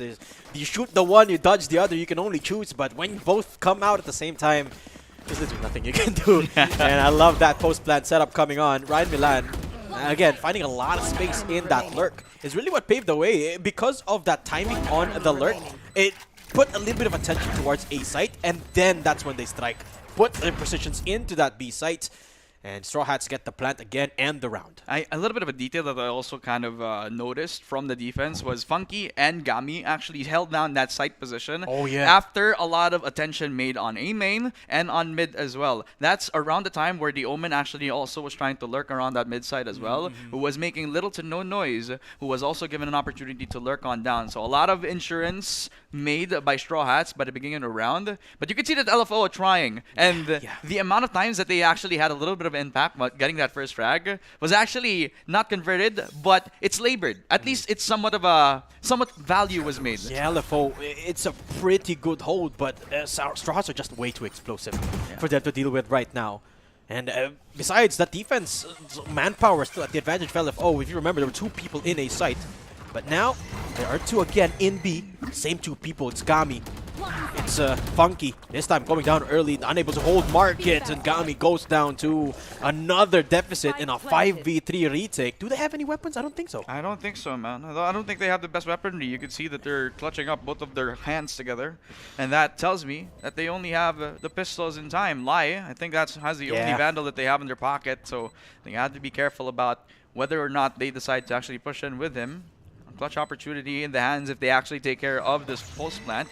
A crossfire setup, 2 sets, and Justin. It's gonna be first contact. Chase, he's taking himself an opportunity, but that opportunity has been denied. Shut down. Justin and Raze, the cleanest crossfire in the business, has secured the 7th round flawlessly. Yeah, LFO's crossfires has just been absolutely deadly here. And Straw Hats, or rather, Straw Hats crossfires. LFO has been deadly in the post plant. LFO unable to breach that thus far yet. I mean, yeah, it was an eco, but still, the way they approached that was as standard as it could get, but they didn't get anything out of it. Just in a proper angle. And the Vandals just making quick work of him. 7-2. Straw Hats. It's been a roller coaster of a ride so far from them, but it has been smooth sailing nonetheless. You want to hear the history about the Straw Hats in the Japanese regime? Sure. Back when the Wait, samurais... you gotta remember, I don't watch any anime. No, so, no, it's not anime. It's not chat, anime. don't hate on me. So. It's not anime. It's Ghost of Tsushima. Okay, okay. Actually, so at the time, they actually gave their life over to the Mongolians who actually conquered Japan, and These are actual they- people. Yeah, these are actually people, and they actually were one of the rebels against like the Japanese regime when they tried to conquer. But then they lost. So. You know. So I guess Straw Hats, in a way, is a noble cause. Yeah, and they're also really good swordsmen. Fights on down. He didn't even use his rocket. He didn't even need to. Satchel's on down and takes care of business. 1-for-1 trade-off. Elbow conquered. Funky in a lot of trouble. He's the alone. only man alive in sight, but they don't know about him just Oh! yet. He gets 1K. Omen tries to dodge away from the site itself, but this guy does not need anybody. He only needs himself. A 4K for Funky. An ace on the horizon. A 1v4 for Raya Milan as he tries to hold his ground. Tries to hold the elbow position. He gets caught with a rock and a hard place. Funky with the ace. This guy might be the hopes and dreams that LFO are looking for all day long. And that just might be the confidence of LFO bouncing right back up off that Intel power play. Let's take a look at that one more time. Funky all on his lonesome. I thought at this point he was going to die for sure, but then he got everyone, and then here comes a relay bolt to go for an assist, and then he gets the ace. I mean, it's just Funky. He's crazy. It's crazy, man. I mean, this guy single-handedly John Wicked himself inside of that ace site and took care of business all on his own. Well, maybe not on the last frag, because at the end of the day, your teammates kind of need to know. Oh, here comes the Thrash. Funky again gonna get barrage, but this time against an ult same as his own. He dodged it. He doesn't get the connection through him. Still the exact same spot, but he gets dealt with easily by Ryan Milan. There's just way too many on the way. Here comes the Hunter's Fury, finds Milan, looks for another. Justin goes down. Neural Theft doesn't help them a lot in that scenario. It's a 3v2 LFO man advantage. My god, and a really good neural tap as well to verify the situation for them. Ace side in control. A really good wall bang from Gami. Doesn't give an opportunity to Omen. Leaves it not to Gecko. Maybe he could do this again, but this time it does not work out. A triple for Gami. Another round for LFO. They're climbing up the ranks. Yeah, this is what I'm talking about. It could have been what they needed. That confidence boost from the Gami 3K and that ace from Funky. And now they're climbing in the leader, the scoreboard. 4-7. One more round in this half. And they're gonna have a chance to take this into a 5-7 affair. But the chase, absolutely important on that ulti. It's not just ulti. It's the recon dart as well on site that actually gave him the opportunity to get 2 kills from that Hunter's Fury. I mean, this guy has always been known to clutch up whenever they need to, but his utility game is definitely underrated, man. Yeah, and I've been seeing a lot of the lineups coming through from Chase here. At alam mo ba, nakita ko siya sa Cubao Expo kahapon. Oh, okay, Chase. Man's man goes around, not just in the server, but also in real life. Okay. Yep. So you do too, huh? Okay. Yep. Okay, Chris. Well, look at this though. The eco LFO starting to look much better than Straw Hats. Yeah, I mean, at this point, they have a bit of a formidable force when it comes to the lurk on down from the Omen. This market side is definitely open. Chase actually gives the info. Lai gets himself one. Raya Milan will not be able to contribute anything as the rocket comes out and actually hits onto Icy, not on Chase. Chase still alive, coming in from Boba, and that's going to be the retake commencing. Raised down to 1 HP as Justin's up, make a little bit of noise. Here comes the overdrive from Lai as Omen gets cleared up from market. That's one step done for LFO. A 4v3. Thrash going to be used up as well from LFO. It's not going to spot anyone out. Barely dodged it. Justin actually gets caught, but safe in the teammate side. And here comes the push on through. Lai on the 4K and LFO back on the board. 5-7. I'm telling you, man, it's the ace. It's all they needed. The util game definitely on point, and the pressure getting to Straw Hats by the end of the tail end of that post plant, man. I mean, if there's that much difficulty when it comes to like destroying the recon dart, then what more if they're getting swung on by 2 people at the same time? And how did it start? Well, Lai, he was pretty aggressive when it comes to taking down that lurker, meaning that they didn't need to think about their lurk anymore. All they had to do was play for the retake this time around, and it very well was what sealed this 5-7 scoreline, which I have to say is one heck of a competitive BO1, my friend. Yeah, it's very close. It's very contrary to the last game. This time, LFO bouncing back 3 rounds in a row. You know what? They might as well be taking this pistol round as well because they won the last 3 consecutively. That momentum is going to start to build up for LFO. Absolutely. And Straw Hats might be doing something unconventional here. Look at the setup in B main. 2 people looking to peek up. Oh, they're just playing around the sound cue of the Cypher Cam, just waiting at the ready with Dizzy. Meanwhile, LFO were already taking control of mid here, Chris. Yeah. They're going to try and control market with a 3-man prong approach against Omen. Going flash, beautifully done. Funky again leading the charge, and the main positions might be compromised here. Justin looking to keep them at bay, and that's the swing coming through, destroying the Gecko. Justin the only left standing, not for long. It's a 5 versus 2 now. 2v5. And they were all busy trying to rotate back around that A side. They definitely got caught with their pants down. Yeah. That market side compromised after they took down one of the formidable anchors that they have on the site. So leaving it all to Raze, as well as Ryan Milan, who, if you remember the old VCT days, he also was a very formidable opponent. Of course. 2v5. Flash on down, ready for Funky if he actually decides to use it. It also comes down with the cage, so he has a bit of cover. But what did they do after that? Maybe they're trying to play for the exits this time. Oh, Milan a little bit no. labored, but now finds himself 1v4. But a double P comes down from Icy and Lai, solidifying that 6-7 score. If I'm not mistaken, it's a bit of a win streak so far for the side of LFO. Absolutely. 4 rounds in a row for LFO. And momentum definitely on their side now. SH, they've got to do something about it. They haven't called for a timeout. Maybe it's time to do so. Or maybe it's time for a forced buy. Something. They got to do something in this second round. Alam mo, minsan kasi hindi niya kailangan timeout. Minsan kailangan, pre, kaya mo yan, pre.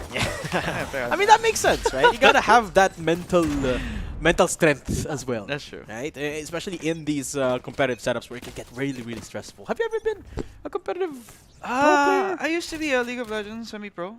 Ah, see? So you know what it's like. Yeah. I don't know what it's like. I don't like it. Yeah. No, the lifestyle is It's not not for everyone. It's not for everyone. And here we go again.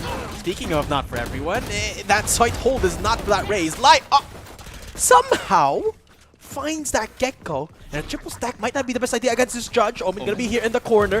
Trigger Discipline gets 1. Doesn't get another. No! Doesn't have any bullets left. Ryan Milan gonna be able to find Lai, but that's it's the win streak continuing on for LFO. Now imagine if the Classic actually had 20 bullets instead of 12. I mean, he could have actually gotten a lot more. Listen. But that also meant because they had the better guns, they also had a really strong opposing threats over at that B main position. And even if he did have the superior positioning, he didn't have the best gun in the world for Yeah, it. that's true. You know what I wish the Classic had? No. Straight aim. Did you know that Classic has got error? Even if that's not moving, it's not going to hit the center of your crosshair. That's It's true. so annoying. Yeah, sometimes it just doesn't hit the mark when you need it to, right? Yeah, that's why goats hold the Classic, not us. That's why we're here in the casting room. That's true. Yeah. I hold the Classic a lot too, but hey, whatever. Whatever. I mean, it's the same one way, always being put down by El Karim, the Omen himself, every 7-7. single time. So 7-7, double peek on down, just so that they have some semblance of control. And just so they could have a bit of a straight defense. I mean, that mid side is looking as dangerous as ever. The tripwire that they put down on market isn't for the door. Oh. It's for when they swing off of that little choke point that the solo Cypher is trying to hold for himself. Yeah. And an interesting approach from LFO. Just waiting for the dark covers to dissipate. They're going to re-smoke down mid. And I think they're going to hit down market here. Just going to break the door down. And bust swing wide open as everyone just starts to converge into Ryan Milan's hands. The Bucky from Lai finds 1. He's going to find another here. Dash on through. Forced away from Justin. And he's going to find Lai at the trade at the cost of his own life. Gami picks him off. It's 4v3 here. Plant going down. Nade going to put a bit of chip damage. But it's going to be the retake from LFO. There's a lurk, there's a lurk! Oh! It's a 3-man kill. And Jake steals with that lurk. But he's all alone now. Still gets the headshot on the Gecko. It's a 1v1. And Chase will clean it up. The clutch LFO. They're not done yet. The win streak continues. A 3K from the Omen, Wow. and then bounced it back with another from Chase. He steals it. Right, broad daylight, my friend. That's I crazy. mean, 8th round wins for LFO, and they finally, for the first time in this game, get the lead against Straw Hats, who have been doing so well in that first half. But the adaptability from Chase kills off Omen from the flank. With that goes and picks up the Vandal upgrade. I mean, isolation fights like these, you only see them from star players like Chase. Yeah, Chase. What a round, 8-7 LFO. They've got to be feeling good right now. And I don't think I can say the same for Straw Hats. And they're scrambling, doing whatever they can at this point. Look at their defense. Immediate lurk down in mid.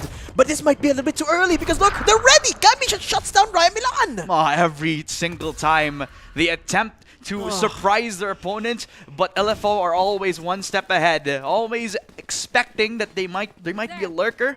But look who's heading on in for round number 2, Omen. Expecting that they're coming down over to that A site, but again, they're 2 steps ahead. They thought that if they rotate on down, they're going to think about that, but remember the defensive rounds on that first half, well, they're going to try to feed the same medicine onto them. Oh, neural theft. Used up here, close corner, gonna be discovered, and Justin using the Cloud Burst to try and survive. Okay, still finds life with a bug key from up above. Justin doesn't find anything though, as the Bulldog gets dealt with really easily. Straw Hats down to 2, and it is gonna be an absolute scramble for attack here. They're gonna find Gami, could get himself an upgrade here, but can they realistically find much? That's gonna be a sheriff in the hands of the Gecko. And a double setup coming in through from main. Anita Max win. Gonna try and use the wingman, but there is the Thresh. Gonna be used up. It's a desperate attempt coming through from the Straw Hats. The Pirates are starting to drown, and Icy coming in to strike from behind. It's a noble cause, but Straw Hats don't got anything to hold up against LFO. 9-7, and the streak has not stopped yet. It feels like we're in the presence of The Undertaker. Always getting the win streak when he comes to WrestleMania, but this time it's LFO, and now they're claiming the throne for themselves. They are showing everybody why they need an organization, but do they really? Because now the support that they need is from each other. Yeah. Every time that they try to go for the execute, it's always a beautiful flash shot again from the Gecko, and always is supported by the entry potential that this Neon also provides for the team. So the linearness from the team composition from Straw Hats is biting them in the rear as the round continues. Yeah. And not just that, how headstrong LFO has to be to get to this point is insane. It's mighty impressive. Now, gonna put light on the Judge. Overdrive available. I can just jump this. Oh, he's gonna get spotted out, and that is going to put a big chicane in the way of Lion Funky, both going down. And that's gonna be a chopping block of an area inside of A main. Taking down 3 of the 5 players here of LFO. Chase almost gets taken down as well. But the Lurk finally joins Chase. It's a 2v4 though. He's a dead man walking.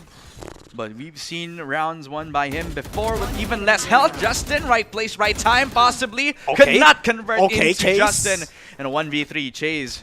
Well, This is impossible, right? We've seen him do 3Ks before, but can he do a 4K this point in time? Funky has done it. Maybe Chase can do it. Wide swing gets another. Maybe this could be the chance, but Ryan Milan will not give him the benefit of the doubt. 9-8 for Straw Hats. They break the streak open. Straw Hats, they're not gonna get up without a fight. 8-9 here.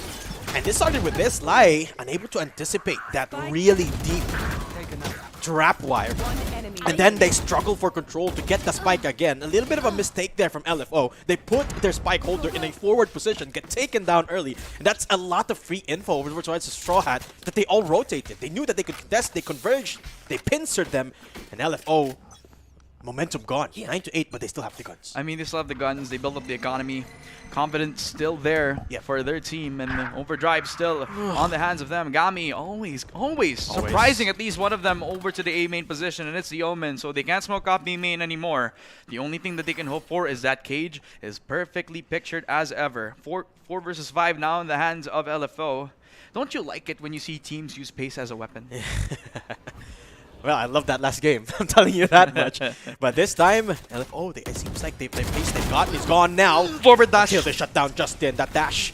A little bit of a misplay coming through, but Ryan Milan still hopes to hold true in this site. Some setups coming on still. Gets the tag on the cam. Milan looks to get cheeky. The rat play coming in through with a Cypher. But it's a little bit too late. The wrap around is not going to spot anyone. Yeah, And even if they even think about going around that mid-side position, it's going to be a little too late. They plant going down. 4-man stack over at that side position. The defuse on the wingman almost gets to half. Gecko actually swings it all off. And Chase also taken down. So it's another 3v3. The slide comes through again. This is a really tough position for the side of LFO. If they're not able to convert through, Ray's pushing on down. Pressured by the cause. Icy, despite being blinded. Gecko with another, but Lai pulls out the classic and gives everybody a kill on the side of LFO. How does Icy win that fight? He had mush on his face. And he couldn't see anything and still gets a headshot. How is LFO winning 10-8? And it's just, I don't know. He just got Valoranted, my friend. He He just got Valoranted. Imagine if the flash actually reduces your fire rate. But that would be too broken, right? Take a look at this. Icy. He was reloading too. But the trade is just wonderful. Lai even pulls out that classic too, bro. I mean, you telling me he killed him with the last 5 bullets? It's as close as it can get here. But Straw Hats, they're not giving up yet. Well, now at least they try to slow things down, chill for a bit. Oh, Justin. An opportunity for Justin as that mid-bottom side is open for him to take. Somebody down in tiles, so exact area he's looking at is absolutely clear. And take a look at LFO too. The read is wonderful. They're expecting this aggression. Granted, they didn't get the read that is coming through from mid. But if Justin decides to push down A main, he's gonna see 4 people waiting for him, a firing squad. It's gonna come down to that timing. The util is still present for the side of LFO, and they smoke down that one way. But they could completely ignore it, come down into that elbow side. But the problem is they're going to be coming into the crossfire. Funky set up over at that CT side, while 2 duelists, and the ones that you want to top frag, just wavering in the arms of that elbow side. Flash on down. Lai coming in. He is paranoid out, but they also get blinded thanks to the Gecko. 2 for 1 as the trade comes in for the LFO side. Justin pops in. Blade Storm out. Dashes back into the 2, but Icy will take care of both Justin and Funky. 1-2 taps from LFO. Claims the 11th round for them. That was a perfect flash from LFO. Dizzy doing majority of the work. I mean, that could have been a deadly crossfire there from SH, but LFO able to clean it up because of a wonderful Dizzy. It's just absolutely beautiful here. I mean, this was the fight we're talking about. Both Justin and Raze was flashed out, but because of that singular lineup on the Dizzy, they were able to take out this spike. The site, and it was so fast too because everyone was there. Everybody, absolutely everybody around that A site was known, and that info definitely used to its fullest potential. You can see that Lai is gaining up a lot of confidence every time that he entries, man. The info given to him has always been converted every single time. Yeah. It's a Thrash on top of Sprint coming on through. Paranoia, it's a little bit too late, but at least Justin is not. Gets the trade on through, and Lai goes down. The Thrash gonna be used up again here, except it's on the other side. Here comes the party as Raze finds Chase, and Funky coming in from the flank. Market is his, but the site is it for LFO. No, it's not. Funky still in market, asserting dominance. It's a 2v2, both Geckos up and running. But the spike is in the middle of nowhere. Beautiful flash, and that actually will let them know that they're still both on backside. The problem is, they can't come out of it because of that little choke point. Gammy will get on Raze, but Funky! A beautiful timing from this guy, wraps around that pillar. Gets himself a backstab. Match point for LFO, needing 1 more to claim their spot on the final. The Pirates, Chris, they're drowning. I mean, it's 8. They've been stuck at 8 for the longest time. I mean, they took 1 round here in the second half, but that's it. I mean, take a look at the scoreboard. Ooh. Oh my eyes! Look at the streaks that they've gotten. They got a 7-round win streak from that first half, converting it into the second, and now they're building up towards potentially a 4th one coming again over towards the side. Now Gami starts off beautifully again with that operator. Bad to worse coming down as Lai pops in, overdrive in towards the site as well. He is trying to pop heads inside, but on the other side of things, we got Straw Hats trying to regain their composure as they claim a 3v5 that could possibly be the end of their tournament. But LFO, they still got 3 ults to work with. Overdrive already popped. Hunter's Fury is available. They buy so much time with this. That's info. Two people spotted by Lai. And that's both the remaining players here of the Straw Hats. The judge in their way. That's the Hunter's Fury too. Everything being thrown out by LFO, and the Straw Hats will drown. LFO advance to the grand finals. Unfortunate for Straw Hats as they have a formidable account in towards that Sunset map. But by the end of the day, it is LFO that claimed the momentum and run away with the victory as well. Streaks of rounds coming out from that side of the map as well. They started on that first half where I'd say they were struggling when it comes to like maybe nervousness, possibly wrong comms by that point in time. Yeah. But when they actually got their composure back, when they got their confidence, when they got the ace from Funky, that's when things turned around. And by turn around, I mean they actually had the game in their hands. It was in complete control here for their side. Like there was no way that Straw Hats even had a glimpse of control. Even in the one round where they won, it came down to the wire. It came down to a 1v1. They barely won it. And then afterwards, they just never moved on from 8. And Straw Hats, it's a battle of composure in this map.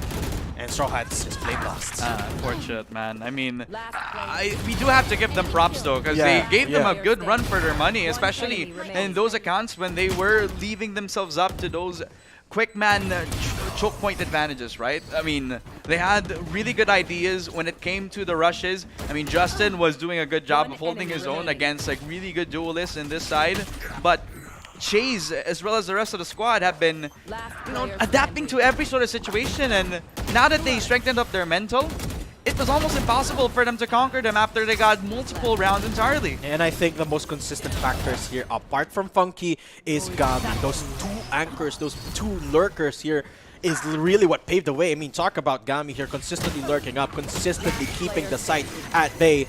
And they were the 2 that was not just literally the anchor, but the 2 most consistent players on the defending side. It was them that pivoted that momentum towards their side, and it was just wonderful to witness here from LFO. A 13-8 victory, and well, if you're talking about composure and discipline, LFO is the team to look at. I mean, if you look at the scoreboard right here, we have our MVP Silai from that side, but I wouldn't give it entirely to Lai, because a lot of like the heavy lifting has been from the team itself, right? Lai, Funky, with how well has been holding his own on the multi-frags, while Gami, as we mentioned, his anchoring prowess has been on point here.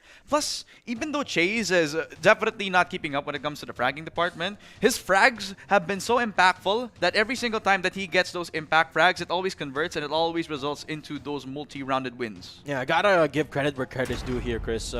Anita Max had some pretty nasty setups on that Gecko on the attacking side. Now, it's just a shame that we weren't able to see it come to fruition much because of how explosive LFO was, but still a very convincing effort from Straw Hat. It wasn't enough, but I want to see this team more. I'd love to see this team compete in a lot more tournaments. Hopefully, they're able to fly on over to the Mindanao qualifiers, possibly see even on the Visayas, maybe over at stage 2 where the online teams will actually fight on down for that gauntlet. But for this time, we have already set our competitors. We have No Org versus the team of LFO. That's just weird, no? Parang sila naghahanap ng org. So yun ba yung labanan natin ngayon? Pag nanalo sila, magkaka-org ba sila agad? Maybe it's a good luck charm, no? Pag pinangalanan mo yung sarili mong LFO or No Org. Alam mo, may orgless pa tayo kanina dun sa top 12. Really? Well, we have our finalists dito. They're not the only finalists though, because you can win too. Guys, by the way, if you don't know, we have an ongoing giveaway of exclusive Predator Gaming merch. All you have to do is like and follow the Predator Gaming page, share the stream, and use the hashtag PLPH2025. That's PLPH2025. And then comment nyo na rin which team you think will win the Luzon Qualifier. Is it LFO or is it No Org? It's the battle of the orgless for the Grand Finals, mga kaibigan. Huwag kayong aalis, magbabalik ang Predator League Philippine Qualifiers over at TNC Dasmariñas.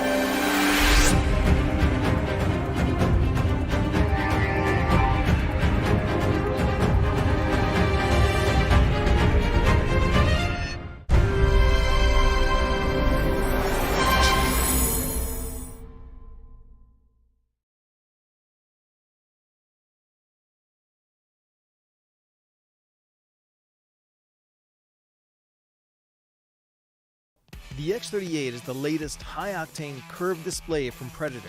This zero-frame behemoth has a 37.5-inch span and a 2300R curve in glorious 21:9, so that you can feel your peripheral vision with pure gameplay for all-out immersion. And with a very ergonomical stand, positioning this colossal display is quite easy, allowing you to tilt, pivot, swivel, and adjust the height as needed, so that comfort is maintained even through long gaming sessions. Naturally, you have all the latest ports needed, as well as 2 powerful 7-watt speakers should a headset not suffice. Though the X38 is ideal for hardcore enthusiasts and esports pros alike, what sets it apart, besides a crisp, ultra-wide QHD Plus resolution, is the Agile Splendor IPS panel it uses. This panel makes it possible to push the response time up to 0.3 milliseconds while maintaining a color gamut of DCI-P3 98% and Delta E less than 2, so that colors and details remain vivid. Add on the 175Hz refresh rate and you have a blisteringly fast monitor that keeps all the fast-paced action coming through nice and smooth with almost no ghosting, color bending, or torn frames. To make sure those frames look as pristine as possible, NVIDIA G-Sync keeps frame rate locked to the output of your GPU, while Display HDR 400 certification allows you to enjoy HDR content in or outside of gaming. So if you're looking to go all out, it's time to introduce the monumental X38 to your game setup.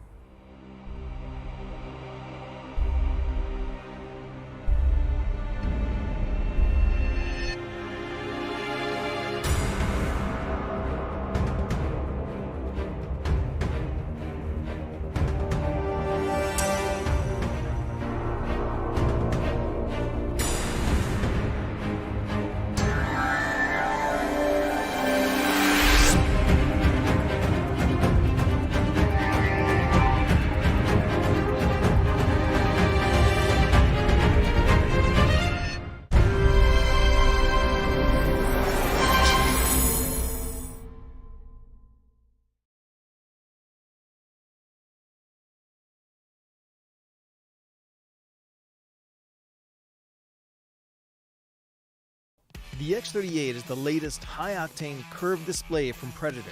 This zero-frame behemoth has a 37.5-inch span and a 2300R curve in glorious 21:9, so that you can feel your peripheral vision with pure gameplay for all-out immersion. And with a very ergonomical stand, positioning this colossal display is quite easy, allowing you to tilt, pivot, swivel, and adjust the height as needed, so that comfort is maintained even through long gaming sessions. Naturally, you have all the latest ports needed, as well as 2 powerful 7-watt speakers should a headset not suffice. Though the X38 is ideal for hardcore enthusiasts and esports pros alike, what sets it apart, besides a crisp, ultra-wide QHD Plus resolution, is the Agile Splendor IPS panel it uses.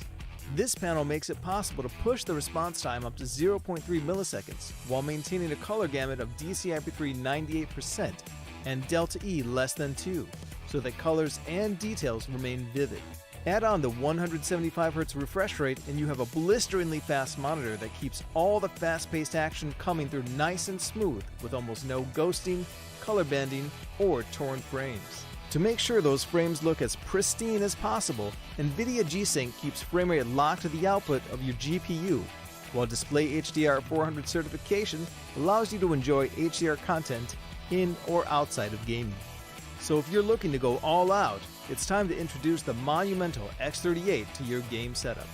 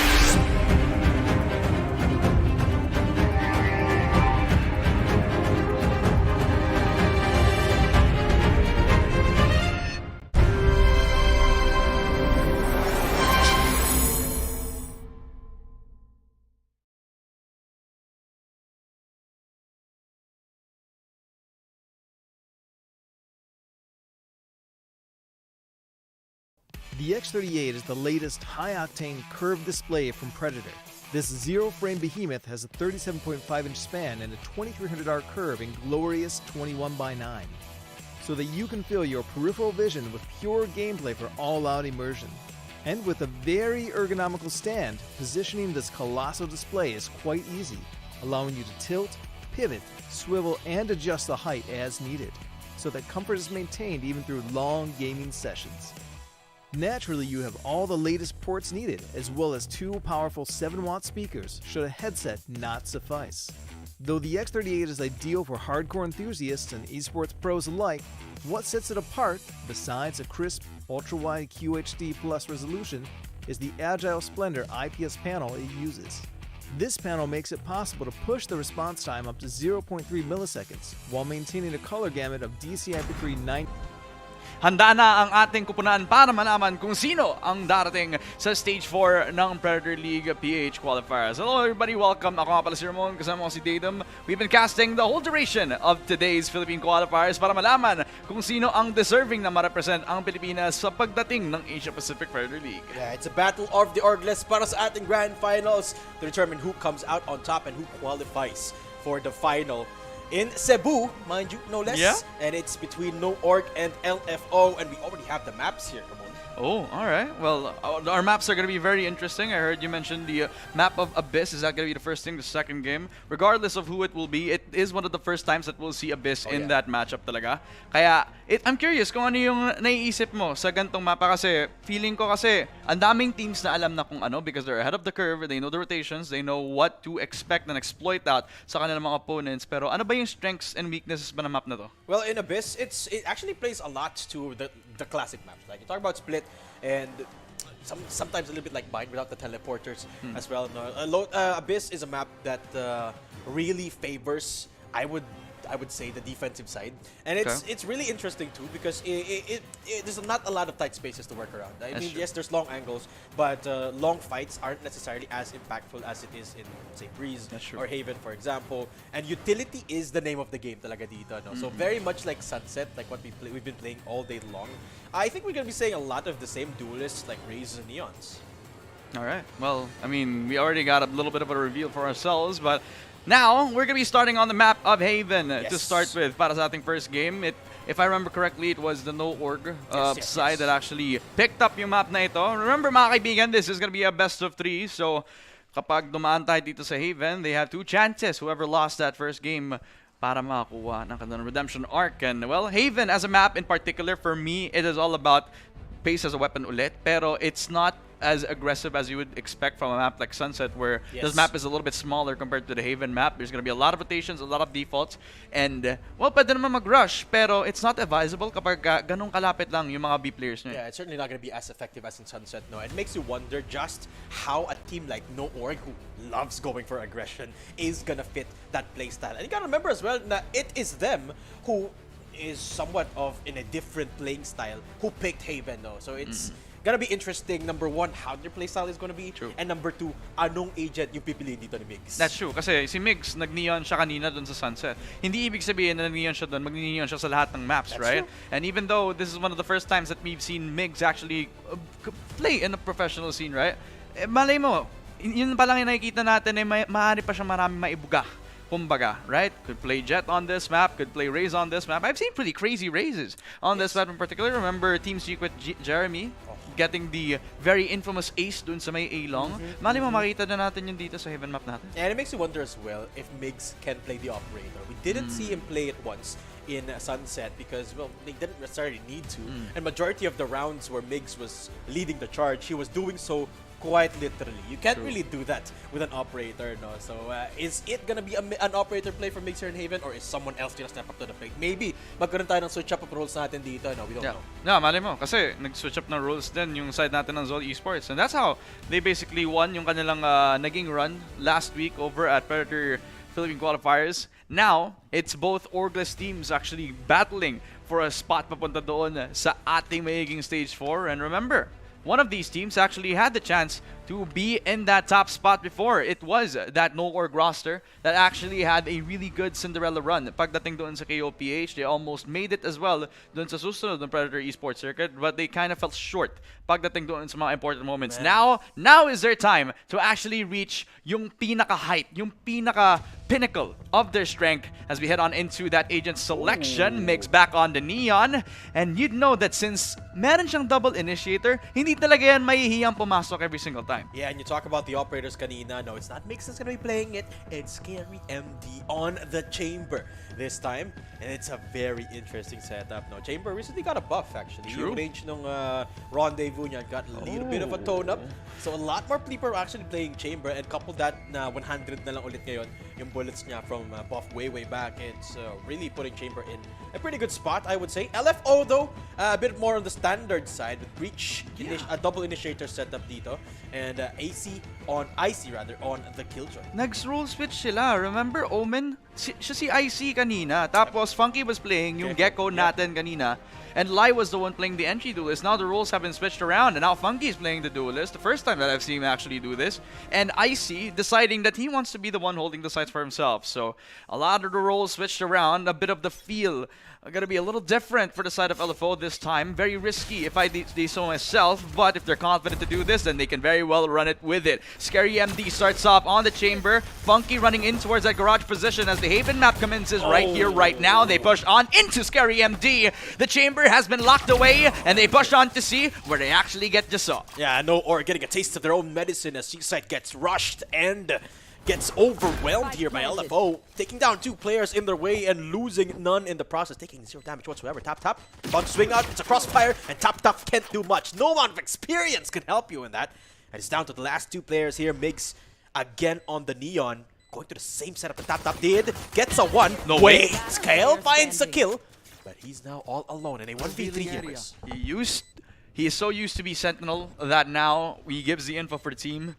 He has to be the one to hit the only arrow over to his own opponent. So the 1v3 this time around, he tries to cut up the sight angles. He gets a dink all the way towards that C-long position, but, well, 87 damage, not enough to neutralize a full health player. LFO getting the starting pistol round, and that, I'd say that garage position was their only point of entry for that point in time. They couldn't actually get onto the split very initially.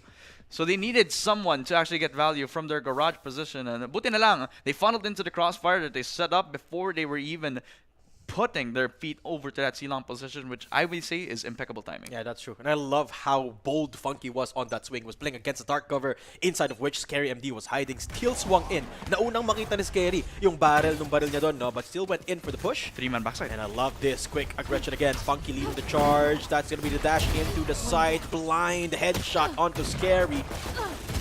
Behind him, he's going to be taken down by Migs, but Drake should be there. There you have it. A 4v2 as the B-side gets funneled in by Gami. The only one left standing is going to be the sliding Migs, who will not find anything. 2 rounds for LFO. A little touchy-feely for my liking, yung pag-push agad. Updraft in towards that link position. That actually gives the Vandal upgrade, but they were too preoccupied with the amount of Spectres in towards their faces that B-side in full control na agad, even though they had the triple stack set up because of the fact that they had lower weaponry.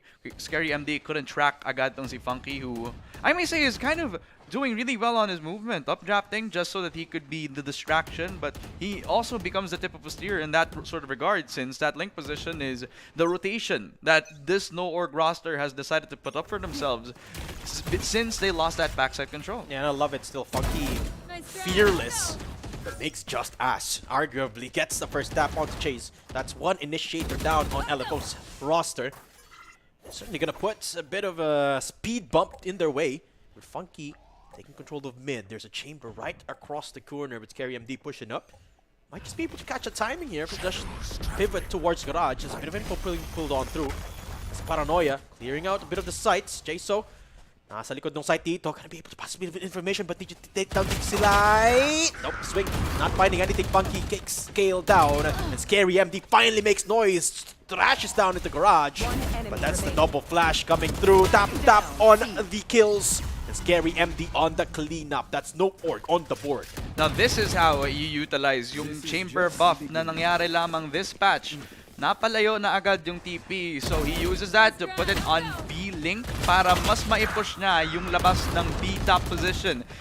Even though, yes, they lost a bit of control on C just because of those gunfights, the fact that TapTap held for those flashes meant that he had open opportunity to actually disrupt the crossfires, disrupt yung open angle doon sa may ceiling position, gets caught with another, and that's when Scary MD claims a third kill. So good util timing from this side as well.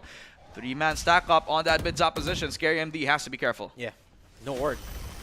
I love that their flanks are sort of working out. No, so I think they should maximize that for the moment. LFO yet to catch up on Scary MD's tactic of just following them through with the mid aggress.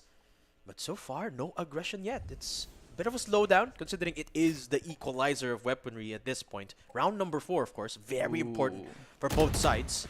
Kale gonna spot out a little bit of info. He spots at least 2 players coming through in lobby, but the judge is unknown, unwanted, and Migs gonna be able to find one. But that's it. The relay bolt not gonna help him out. It's a 3v4 with LFO losing 2. The low margin of error for Gami to take that frag.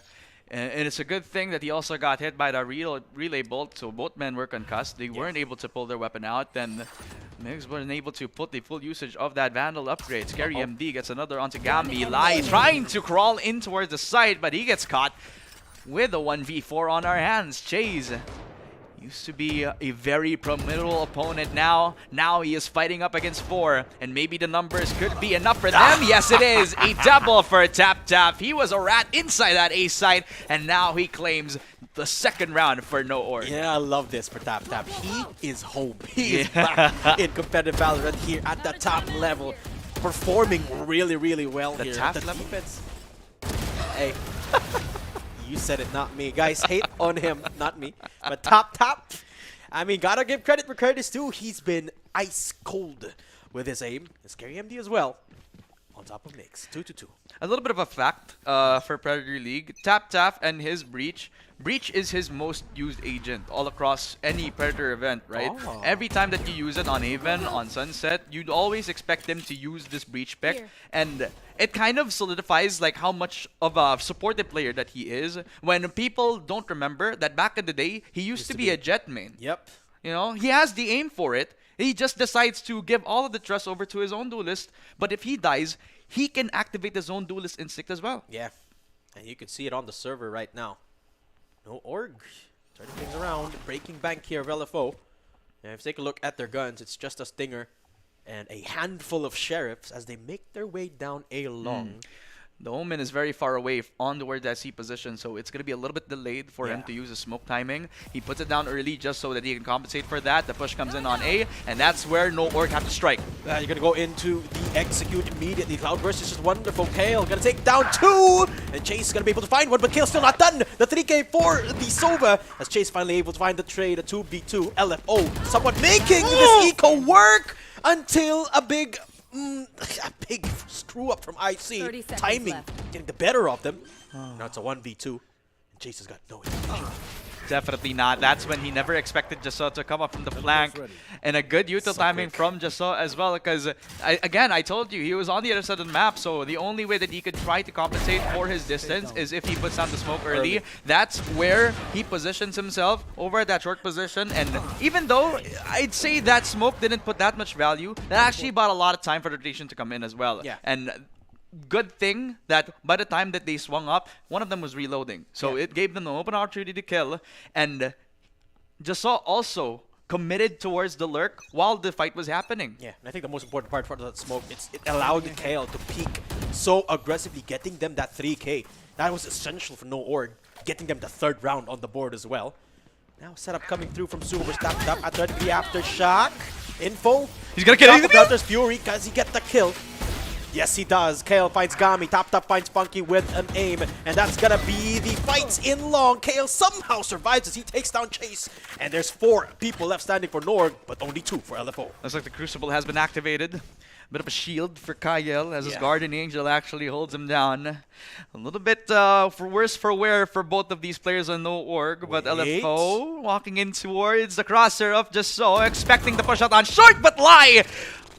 does find out that Jaso's over at the top, and Wait, Icy wait, wait, also wait. pushes it down. Now it becomes a 2 versus 2. Remember, it was 4 people on No Org that were alive before this happened, and Kaeli was so low. That's why the Chamber has to be very fast in his rotation. Wait, look. He's gonna swing out. Kael finds Lai, and now he can win this out with 2 HP left. The operator coming through as well from short, and it's gonna put the final nail in the coffin for No Org. A very shaky plant, but still, No Org recovers 4-2. This positioning from Kael, he wasn't checked on from that backside I know. position. He was there for the longest time, but after him getting a lot of damage from that encounter on long, he decided to still hold down that site for himself. A lot of players would decide to go back to CT, wait for his rotation to come in, but he decides that he wants to make more impact into the round despite the low members on the side of LFO. I mean, this timing from the Sova just put the final nail on the coffin. It was the impact round that he needed, and remember that last game, they won from impact frags. Yeah,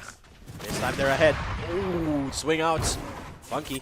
Gonna fight a challenge again. Operator shots not connecting from the defense. No Orgs forces Scary MD to retreat back into the end of C site. Still holding on to the up. Funky doesn't have the blade anymore, and the swing is just gonna get punished. Flash coming on through. Scary MD nullified on the op, but that's enough. Space bought for Jasso to TP into Logs. There's 2 people right under him. Behind the dark cover. If he decides to swing away, he's gonna be able to find the kills. There's one. The next one right below is gonna get it. And the chase from Long. Icy for LFO. He's not using the Omen anymore, so he doesn't have the ulti to teleport back towards the spike itself. Yeah. So he has to isolate with just his own gun. No utility whatsoever. Caught into the crossfire of Jasso, who gets a 4K. Wow. The TP on Logs was definitely the strongest point that they had, because that's where Jasso started his multi-frag. The 5th round for No Org. The composure from this team. Scary. Even though Scary MD did not have the TP, he had the support of the smoke that given to him by his own opponent. And Scary never went down as well. That's the thing. The operator, despite getting flushed by the flashes, still did not get cleared because of that important TP from Jasso. Because of that Logs control, that was everything from No Org, and LFO couldn't take control. Like, he could have used that log smoke so he could hide, but he decides to hide outside of it. yeah. Almost like he gives that smoke a little bit of false security for his opponents. Exactly. And it's really, really smart here from No Org. Another rush coming through from Funky. Jasso this time forced to TP on away, so it's gonna have to be the retake for No Org. But they're all ready for this. I think they've got so much in their way anyway. Like, look at this. Rolling Thunder, Paranoia still in the hands of that No Org roster. This is screaming a full retake scenario for them, but I like that LFO have decided to rotate back around that C-long position. No, this is very risky. LFO still smokes, diffuse, getting tapped by Tap Tap. It's gonna be the Hunter's Fury used up, but Tap Tap for the cancel. That's gonna be the Rolling Thunder. Invested immediately. Hunter's Fury on the other side. Rolling Thunder on the other side as well, but Mix decides to push up. He's had enough, but he goes down early. Scary back on the op, gets one. Jasso again in C-long, but it's an all-out battlefield. No players staying as Funky pushes into the backside. Scary doesn't connect with the op, but still decides to fight it up. Gami gets a headshot, so 1v2, but Jasso could not recover. LFO finally back on the board. So many ults invested, so many things happening across the map, so why don't we break it down one by one? The double Rolling Thunder to try to disrupt everybody's positioning, and when they invested that Killjoy ultimate, which I would say is out of range of the ult, it also forces them not to push in too safely, right? Yeah. So a lot of things happening from that beautiful exchange from that side.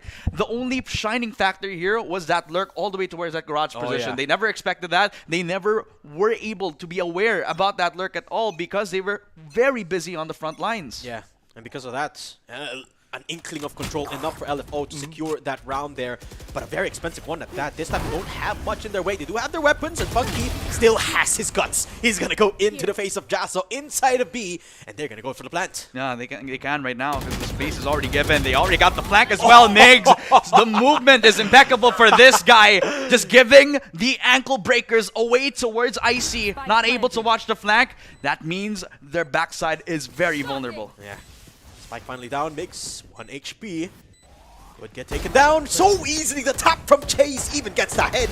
Looking to hold the line, and Chase does it for now until he gets dealt with. LFO strike back though, and Chase is no more. It's LFO back on the board, 4-5. They're closing up here, Chris. I like that they're so fast with their executes. Just pulling out these types of executes, just taking them by surprise, not able to prepare for what's to come because Funky is just this close from dying every single time, but he always gets value out of the exit, right? So I kind of agree. Like this team right now just uses pace as a weapon. Every time that they have the pace on their side, they're getting a lot of the momentum shift back up, right? So on the attack, LFO gonna go back towards splitting up both sides of that C and garage position right here. Funky, early operator control on the hands of the Jet. He doesn't have his dash primed up, so this open angle for him is a vulnerable side for him. But nakapisto lang naman ang mga no-org players natin, so they give up C, possibly paper to 5-man retake. Just that if nakapag-hold pa rin itong si Jiso, who just gets caught by Icy with a Bulldog. Yeah, somehow Tap still finds a kill though. Funky gets shut down. So it's a Jet away for LFO. Still no upgrades coming through from No Org. No, and Chase has gotten off. Where is the chamber? There's a long way around for No Org's flank. Still plenty of time to work with, but it's ticking away. That's their one-shot weapon. That's the tour de force that he's trying to hold on his side. So it's going to have a bit of value very late into the round. But Kyle, even getting one, that's a Hunter's Fury already getting himself a bit of an opportunity to entry on into the side. Migs, he was just a distraction. He was just giving info for the team. The contact, beautiful for the Hunter's Fury. And a triple as well for Kyle. They had the low buys coming into the round. And Icy left all alone with the tour de force trying to support the teammate. And it's the shot as well. It is the 6th round for No Org, and they build it up out of nothing. What was that? No Org, they used their neon as sort of a decoy for the Hunter's Fury. They used their neon like a recon bolt and get the kill, clear the backside with the Hunter's Fury, and then they waited for Scary. That tour de force essential in that post plant, but I dare say they didn't even need it. Yeah, They literally. it was just icing on top of this cake. A beautiful thrifty here. And the 6th round secured for No Org. And immediately, the roles get switched here. LFO has got no money. Literally, like Kylie Irving, giving them a bit of those ankle breakers left and right, just trying to see if he can dodge away from those bullets. Now, Migs deciding to hold his ground over that C-Long. He dashes in, but Migs, he's happy to take that gunfight. He actually has a narrow angle just so that he can get a double. The smoke supporting him down, but Chase, yes, he gets the trade. But at the end of the day, they're happy to take that C-Long control and fight towards the site itself. Yeah, Migs got 2. LFO only find 1. That's Migs. So Gami being 1 HP left, it's certainly a worth it trade here for No Org. There's only 1 upgrade going their way. LFO, I don't think they can even retrieve that weapon down in pocket as they try and peek up against Kyle. Again, Tap here to implement a little bit more security in that C site. And you gotta remember, LFO don't have a lot of weaponry going to this round, so they're gonna try their best to be unpredictable. But the recon bolt is certainly gonna make that hard. At least they put down the Omen smoke that they got so that Chase is able to get himself the weapon, but he's trapped in that corner since he's waiting for the Omen smoke to replenish itself. He gets caught again, and Kyle tries his best to gatekeep him away from that position. He's stuck.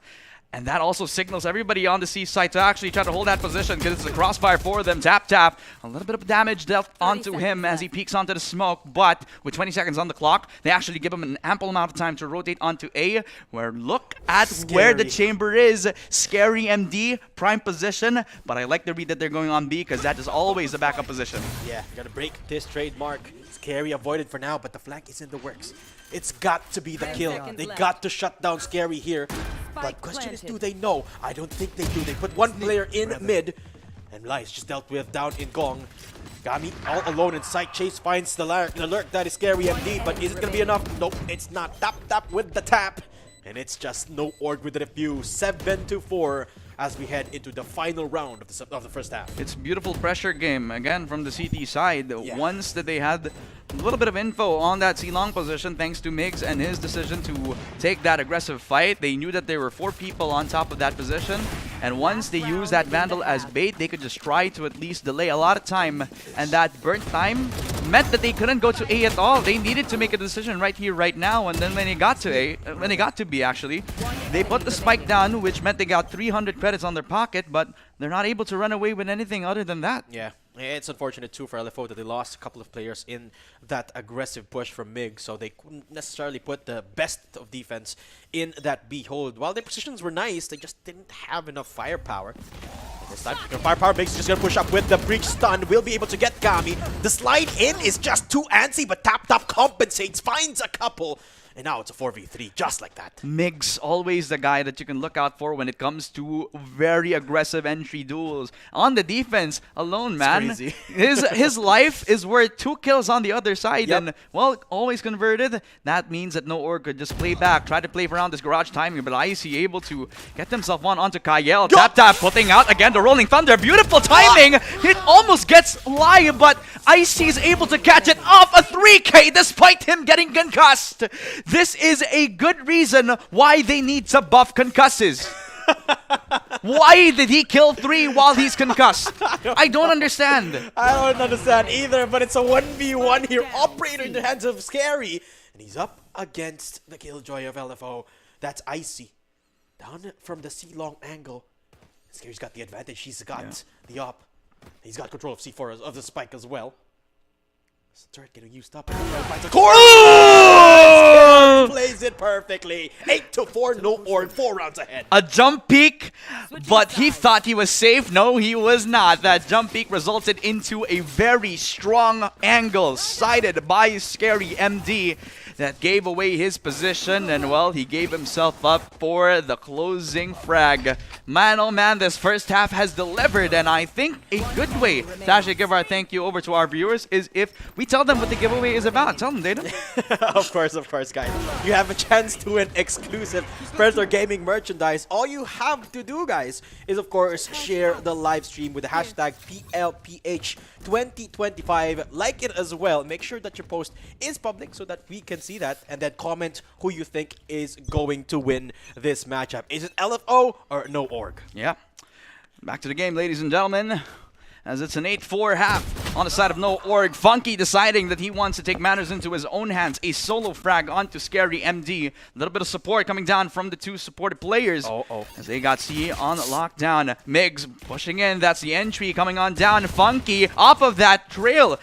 Decides to actually peek on with a long angle. Sheriff on down. Right click coming in hand. Doesn't hit the mark on Migs, who decides to get the kill for himself. Blinded in towards the side. Funky will take that one in a 3v4 where no org are scrambling in the shadows. Yeah, LFO, they keep that C-side hold, and now they're going to rotate towards A. But they've got to be careful of this flank from Jasso. It's huge. They have no clue that he's already gotten past that turret. They have no info at all. Jasso left unchecked. Might just be able to find one. And the second one might be in the works here. Icy finally spots out that Omen, but do they have enough control to take control of him? I don't think so. Tap gets the kill, and Kyle does as well. LFO getting dismantled in this post plant. Only down to Icy, who somehow finds a corner. Down in health. But Gas coming through. Peak is going to be there for sure. And the kill from Icy still good. What? Again, Icy going up against the breach stun. Gets the kill. Finds him. Into the 1v1. 1 HP left on the breach, and Icy about to make the play. Spots him out. He's just so close, but Icy still does not win it. It's topped up with the composure and the round. No or pick up the pistol. And that was off of the back of beautiful positioning from Tap as well. Doesn't commit to fights, even though he has no idea where this Killjoy was rotating around that default position. But I might say that response from LFO, oh, it was deadly as ever. That hold on C-Long, it was all the more important that they would have gotten those frags, but when they decided to rotate onto A, they were kind of a bit antsy, kind of a little bit disjointed when it comes to responding to these triple frags coming on down. And Icy, man, I gotta tell you, this guy just ignores concusses every single time, because that kill on Omen, that was while he was concussed. I was about to say that as well. How is Icy constantly finding kills while being breach stunned? I do not know. But I'm biting into the pro player argument now. He's hungover proof. Breach stun definitely needs a bit of a tone up, but Migs don't need no stuns. He's not even gonna use the relay bolts. He's gonna use a Bucky to shut down Lai. The backside of C secured, and somehow no org, despite having a big gun deficit, still gets the spike down. Yeah, a little bit of a sticky situation for them. Low HP on the Jet. Whoa, Migs deciding that he wants to use the Bucky, and he is getting a double kill just for that. He is Neon. He just needs all the movement in the world. Even gets a triple kill. The Bucky has been activated. He whiffs the next shot. But at the end of the day, the damage has been done. The Bucky picked up by Chase. That's 3 kills for the Sova, but well, reality has been set. No org have gotten every single fight won on that backside control, and that 10th round win, well, they got double digits. Double digits, just like that, 10-4. The Bucky play from Migs, a huge headache here for LFO. And they're now 3 rounds away from the map number 1 here. Look at this again, Migs. He's just so fearless on this Neon. And look at the firing squad behind him as well. I mean, we were talking about this the first time we saw them, but this is just classic No Org. Migs rallying his troops while leading the charge. Yeah. Again. And again, this time he wants to do a double take, and Migs in the smoke as well. It's not a Bucky anymore, it's a Judge, a shotgun for everybody across the board. Lie, deciding that he wants to join the cause for the team. He's not the only Judge player here in the server, but it looks like they got the space anyway. Icy, off of that beautiful util usage as well, just so that he could whip out Migs on that corner. Nice gold on the aim, as Icy usually is. But the question is, again, is that enough? Icy down to around 30 HP. Pushing, get mid control. Having on one of the players, that's only Kyle, but there's one in garage. Here comes the Rolling Thunder, of which position Funky does not know of. Where did Top come from? He's going to be dealing with Kyle, and Top will be dealing up with him. Scary! And Scary's going to be in with the Judge! And the bullet's not enough for his Top's position to come out ahead for No Org. 11-4, the Judges. The kills. What is happening, Chris? This guy is the scariest man I've ever seen. I mean, Tap is ice cold. He had the ulti. He didn't care that Funky was pushing him down on B mid. Wow. He decides to support the team, use the ulti, the Rolling Thunder on towards that B site while they were planting the spike down. And well, history repeats itself. One distraction, Scary MD with the Judge gets one, and another guy actually gets the multi-frag. 2v4, 1 out by just 2 players. And Top with a 4K, of course. Gotta give him the credit for the kills there. Impeccable crosshair placement. As Migs look to start things up quickly again. The Bucky. Migs deals with it oh so quickly, but not the Guardian of Funky. He's gonna go down. That's still the spike plant for No Org. I know it's a long gun, but it's actually also a Guardian. That's true. That he was holding on. Oh, it's not a Bucky. Okay. Yeah, I mean it has the color of a Bucky, Yeah, the same skin line, so I kind of get the idea. Yeah. Still a 4v4 at the end of the day. Plant coming down. Funky knocked out of the sky. Scary MD will be the one to take that frag itself. So a comfortable post plant position. They also got somebody on that backside position, and Tap's also claiming frags for himself. So an unwinnable side for LFO. Exactly. I was about to point that out. This is impossible. Gami might be able to find a couple of kills, but this is still a sight. One player down. Live finds a trade, but it's all in vain. The one tap too. Sick. That's disgusting. Scary MD finds the kill to get them to match point. Match point for No Org, one step closer as they claim their own first game on their own opening map pick.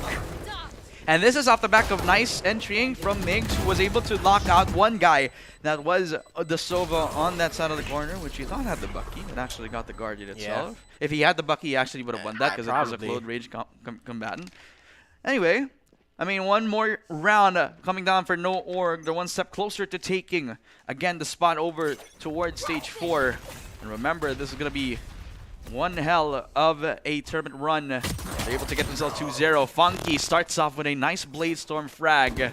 At this point, you have nothing to lose. That's why they're taking aggressive risks like these. Yeah, a chance for Cebu on the line. Of course, it's just map 1, but No Org certainly wants that right here, right now, as they take control of that seaside. They're hungry for the kills, they're hungry for the round, they're hungry for the win, and Blade Storm gonna get dealt with by Migs, but that's gonna be the Hunter's Fury to shut him down too. Gami on the big lurk, long way round, the wraparound, gonna get met by Scary, but he's the only one left. A 1v3, what's the weapon of Scary here? Gotta be careful from behind. Gami, not aware, but the flash, it works out! Gami shuts down Scary, and LFO stay alive. Accidental flash for Gami that actually thought that he was all the way from that C-long position over on Cubby, but it also hit up on towards that side of the map, so Yeah.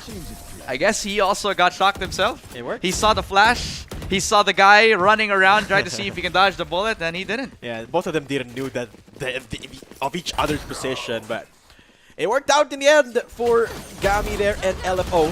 They stay alive here in Haven, but they gotta do that 7 more times consecutively. It's gotta be perfect here for LFO, Chris, but it's not impossible. That's true. I mean, we've seen comebacks happen like this before. Remember 3-11 over at Lock-In, Brazil? Oh, yeah. Fnatic winning that out of the hands of Loud. Maybe 5-12 could be a winnable spot for LFO, but we've seen that from Dynasties happening time and time again. Funky, he is stuck, but he gets back himself over towards that A site, so he's safe with the support of his teammates. He decides to actually play a bit of a fiddle. Going back on, using that aftershock, and he's trying to tease his opponents, try to come on towards my position. And he actually eats the bait, but a W from Funky. He wants to get the kills, and he got himself a double kill because of that. And just like that, A-long control is gone. LFO, they don't need the rotations anymore, but Scary MD's already here. Operator in play! Gets Scammy! That's a crucial pickup. That's the breach gone too, so Pesky flashes away now. And LFO thin the herd. No Org strike back with one. What is No Org gonna do? There's still a lot of control towards C and B. That's the Killjoy they're playing up against. TP from Jasso does not get detected by the alarm bot. And this could be everything for No Org. But he heard that. The Killjoy heard that position, so he's looking on top of that window position. He has to be careful about that, right?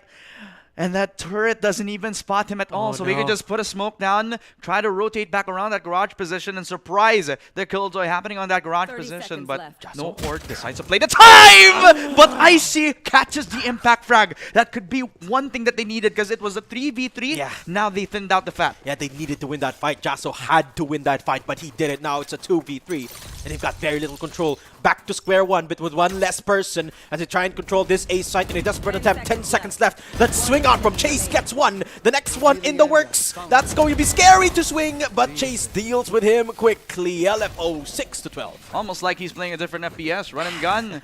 Valorant, my friend, and that's the thing about the position that they had for themselves. They didn't need to push out of the CT position at all. They just needed to hold what they had map control on. Yeah. The garage position from IC, who had full control over B, well, I'd say a little bit of full control, since you could also dodge away from the alarm bot, just as it was demonstrated by the Omen. But nevertheless, it wasn't a perfect setup for him, because they were still isolated. They're probably hoping for one frag before they could rotate around, and that type of hesitance, You want to play? that Let's actually play. bit them in the rear once the round actually progressed. Yeah.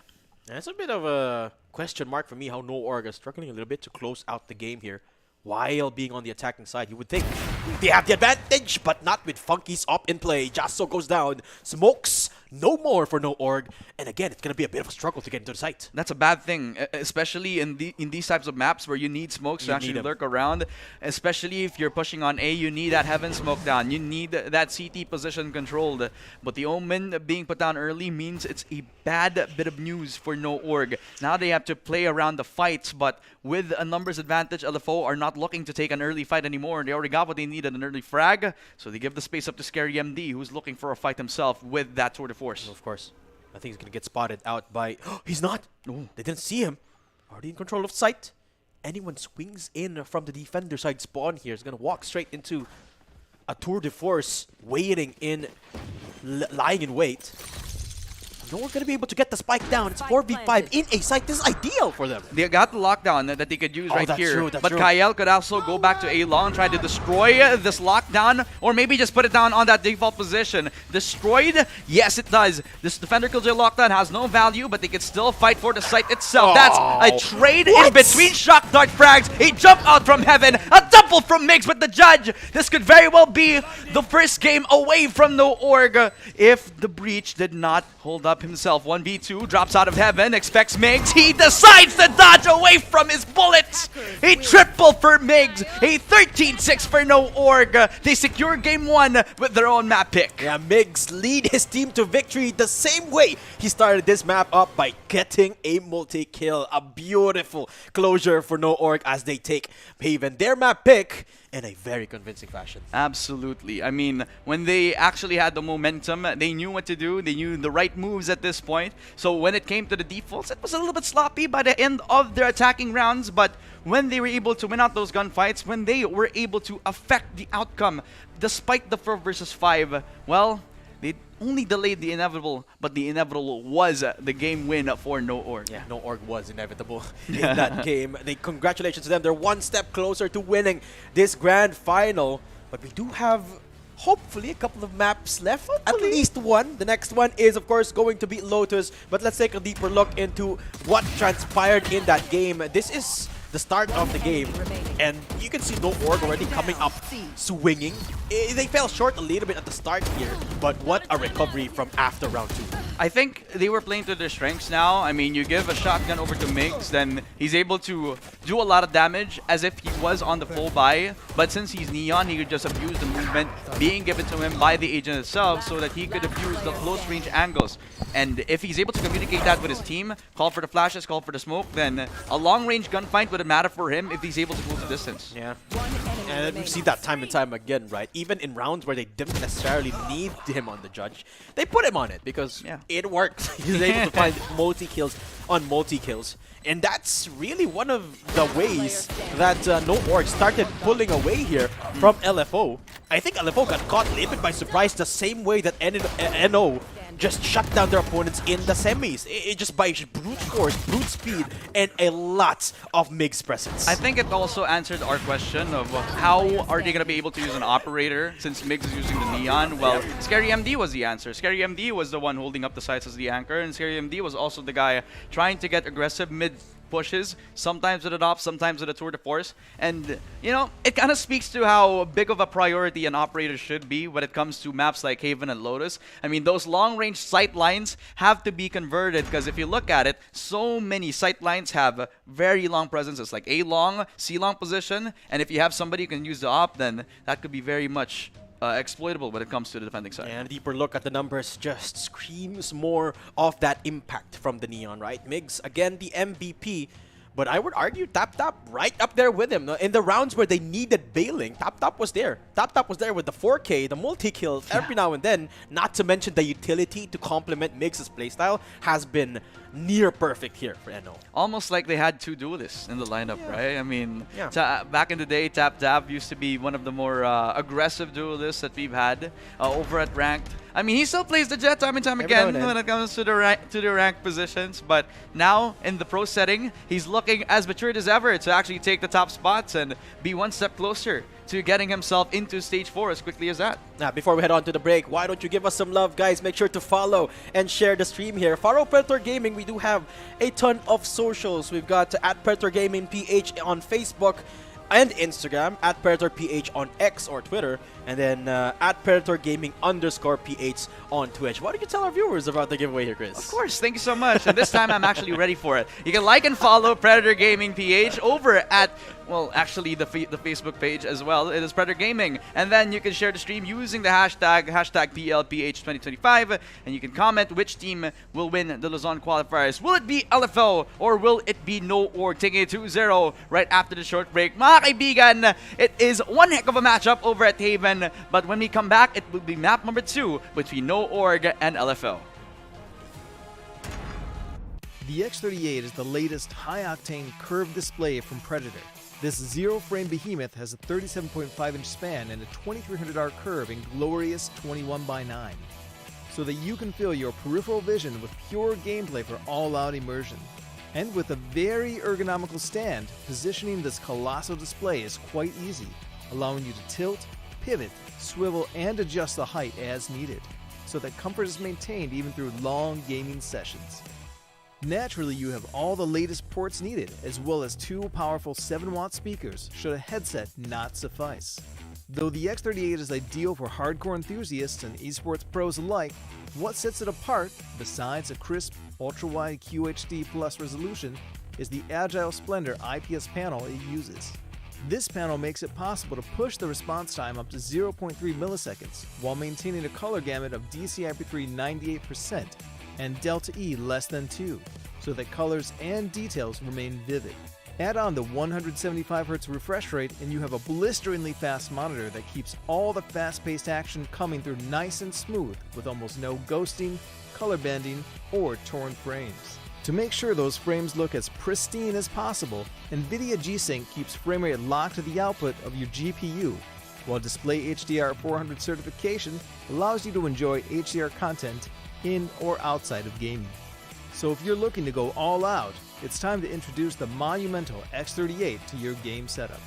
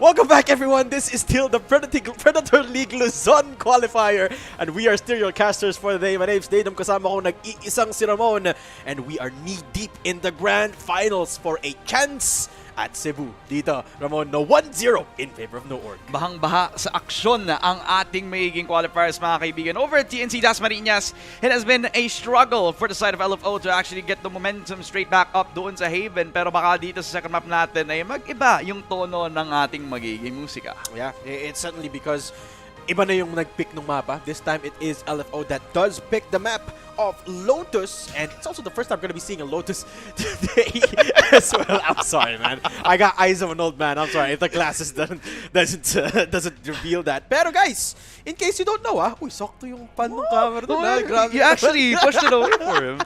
Grabe. Guys, before tayo mag-continue on with Lotus, I just want to remind you all, we do have a giveaway ongoing. You can win exclusive Predator merch.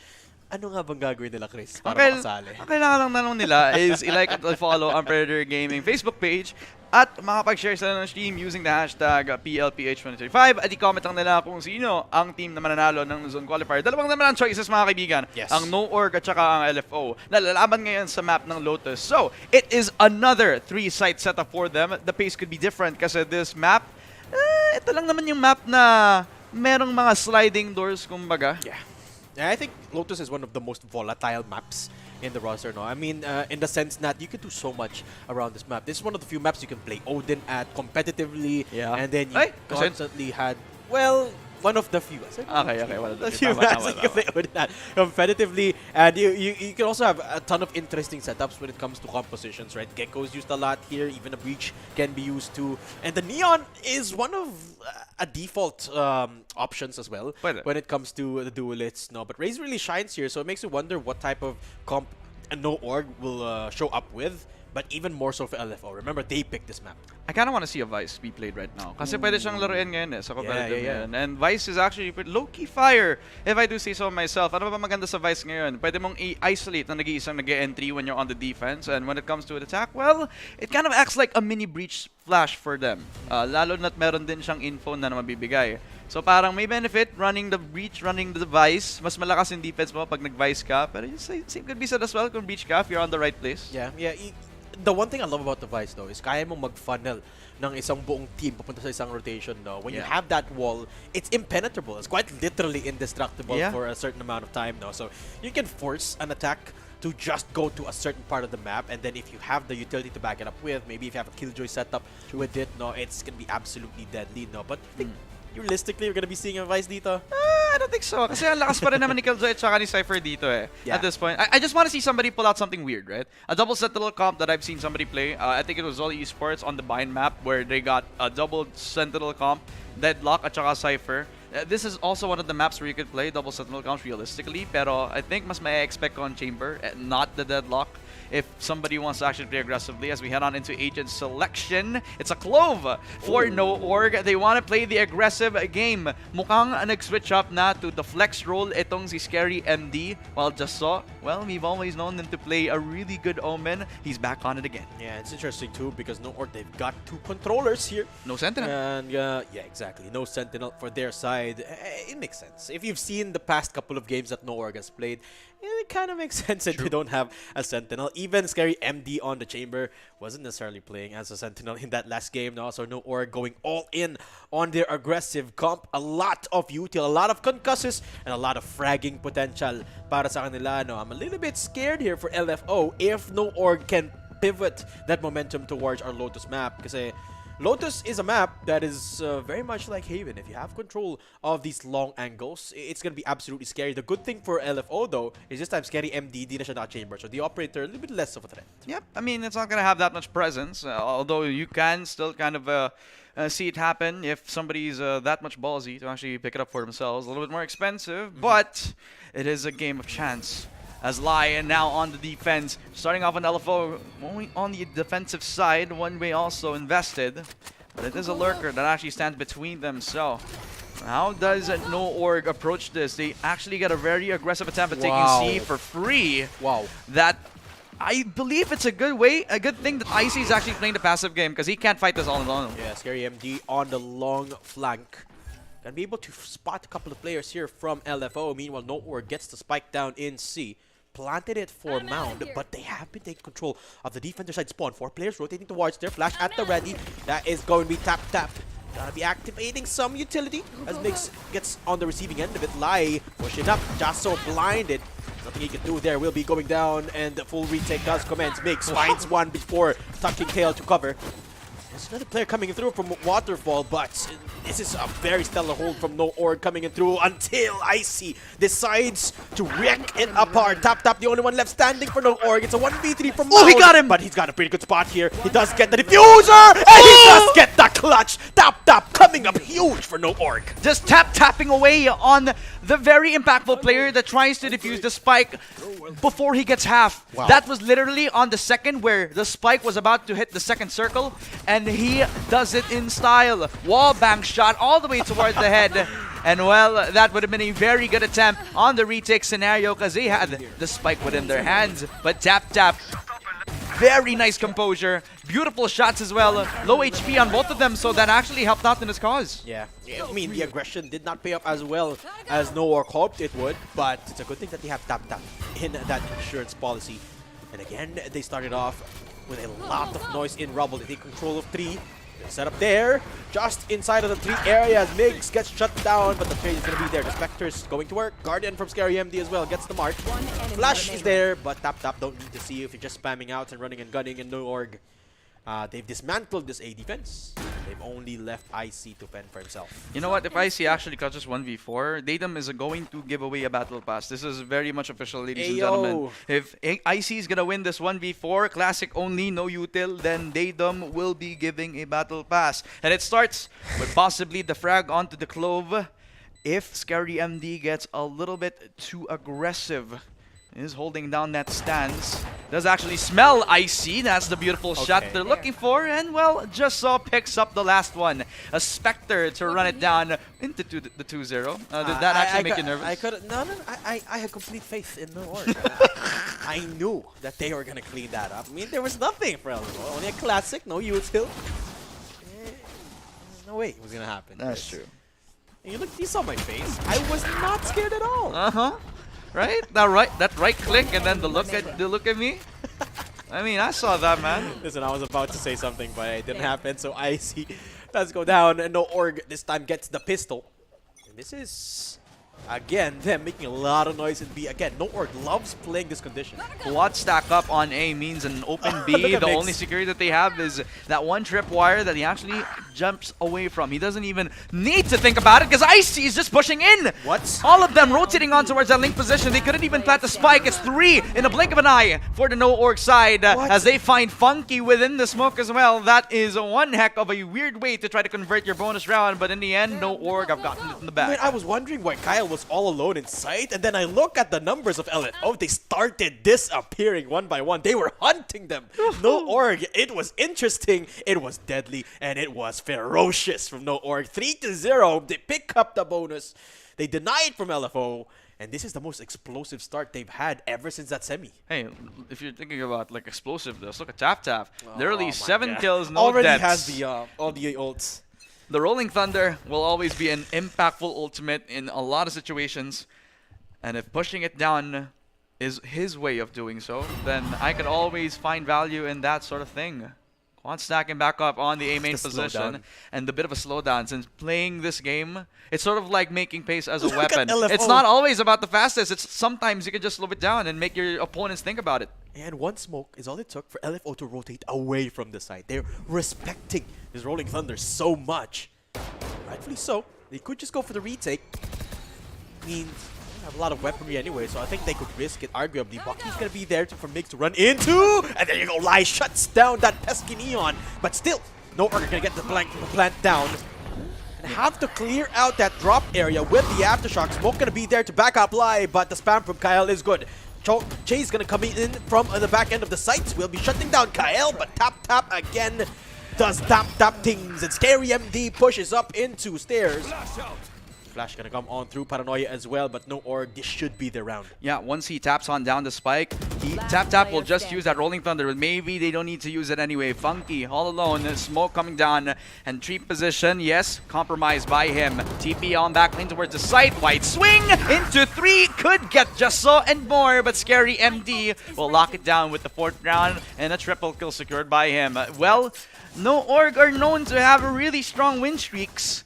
Could this be a really good opening for them to secure a 13-0? Am I writing it too early? Could very well be. It's too early to call it, but Nice try. the way they approached that map, it was risky, yes, but they did it efficiently. I mean, sure, they lost 3 members, True. but they still got the Rolling Thunder. Yeah, if I was them, I would call a timeout right here, right now, just to think about what we could approach the next rounds moving forward, because now they have the very pivotal ultimate. Yeah, the overdrive for the Neon, and once they get that 1 frag, then they can possibly use the neural theft just so that they could make a decision on where they're gonna go. It looks like in a lot of those situations they're losing out their defaults, getting picked off 1 by 1, but in the end, No Org, and the aggressive attempts that LFO are doing, they just get picked off before they even secure the objective. Yeah, and this time the pivot away from A, as No Org actually make their way into B and C Link. It's interesting because they actually put down the tripwire over at Hall. Not a lot of Cyber players like to play for that type of position, and he decides to use it, knowing that Migs likes to play that aggressively.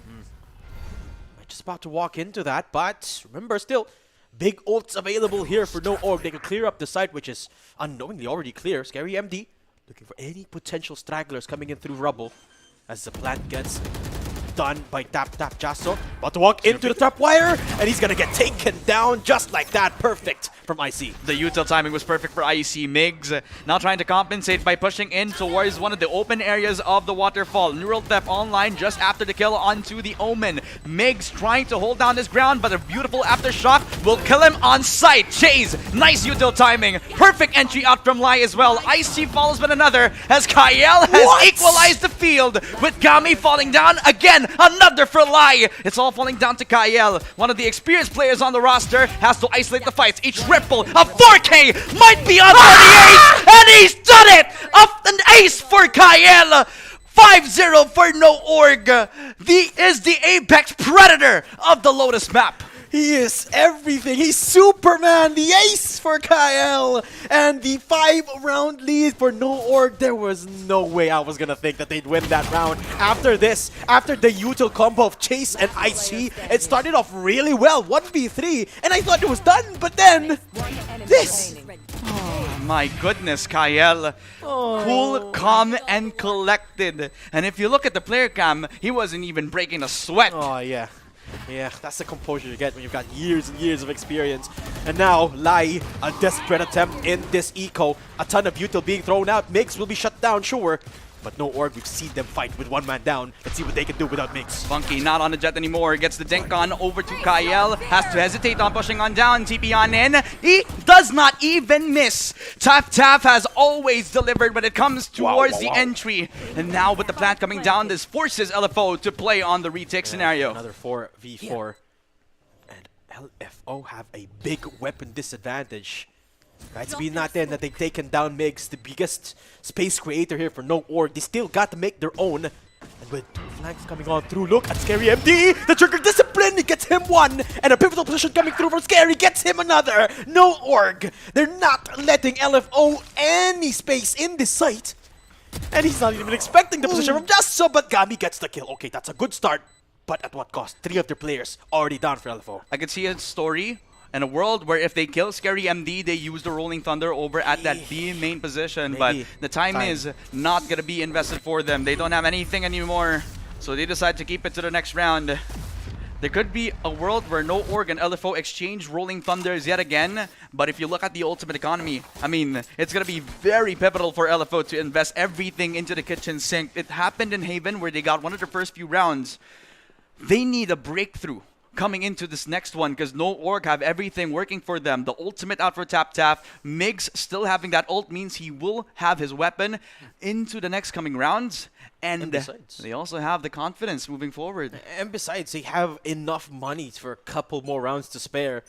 But the good thing about LFO, they have 4 ults available. The only thing they don't have is that Neural Theft. Ooh, Lai, the Judge in hand. Plus, the util timing coming out from the Fade as well. The Judge, not going to be enough for him. It's a trade coming down, and Tap has gotten another. That is 3 kills in a blink of an eye, and No Org could get full site control once they go through the G position. Tap, what was that? Still gets the kill amidst all that chaos. And suddenly LFO again down to 2. Funky gonna be using a paranoia, but even when Scary is blind, Scary doesn't miss. Funky's down. And again, it's up to IC, the Cypher, the lone sentinel. LFO banking on his shoulders. It's finding one. But I doubt he's gonna be able to find more. Gonna be using the cage for a little bit of repause, but it's all he's got. Time ticking away. He doesn't get spotted by the eye, but it's only a matter of time. No Org, 7 on the board. And where is the eco of LFO? It's not looking good right now. They were looking for an organization, but now they're looking for money. They're looking for an opportunity. Maybe that's what LFO stands for, no? No. An opportunity.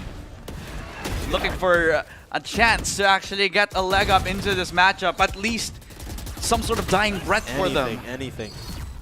They're wishing for peanuts at this point. And did mention they had 4 ults in that round. They couldn't even put themselves in a position to use any of those ults. Still 4 ults. I see 1 orb away from the neural theft to make it 5. And again, they put the clove smoke up here in rubble. That's no orb.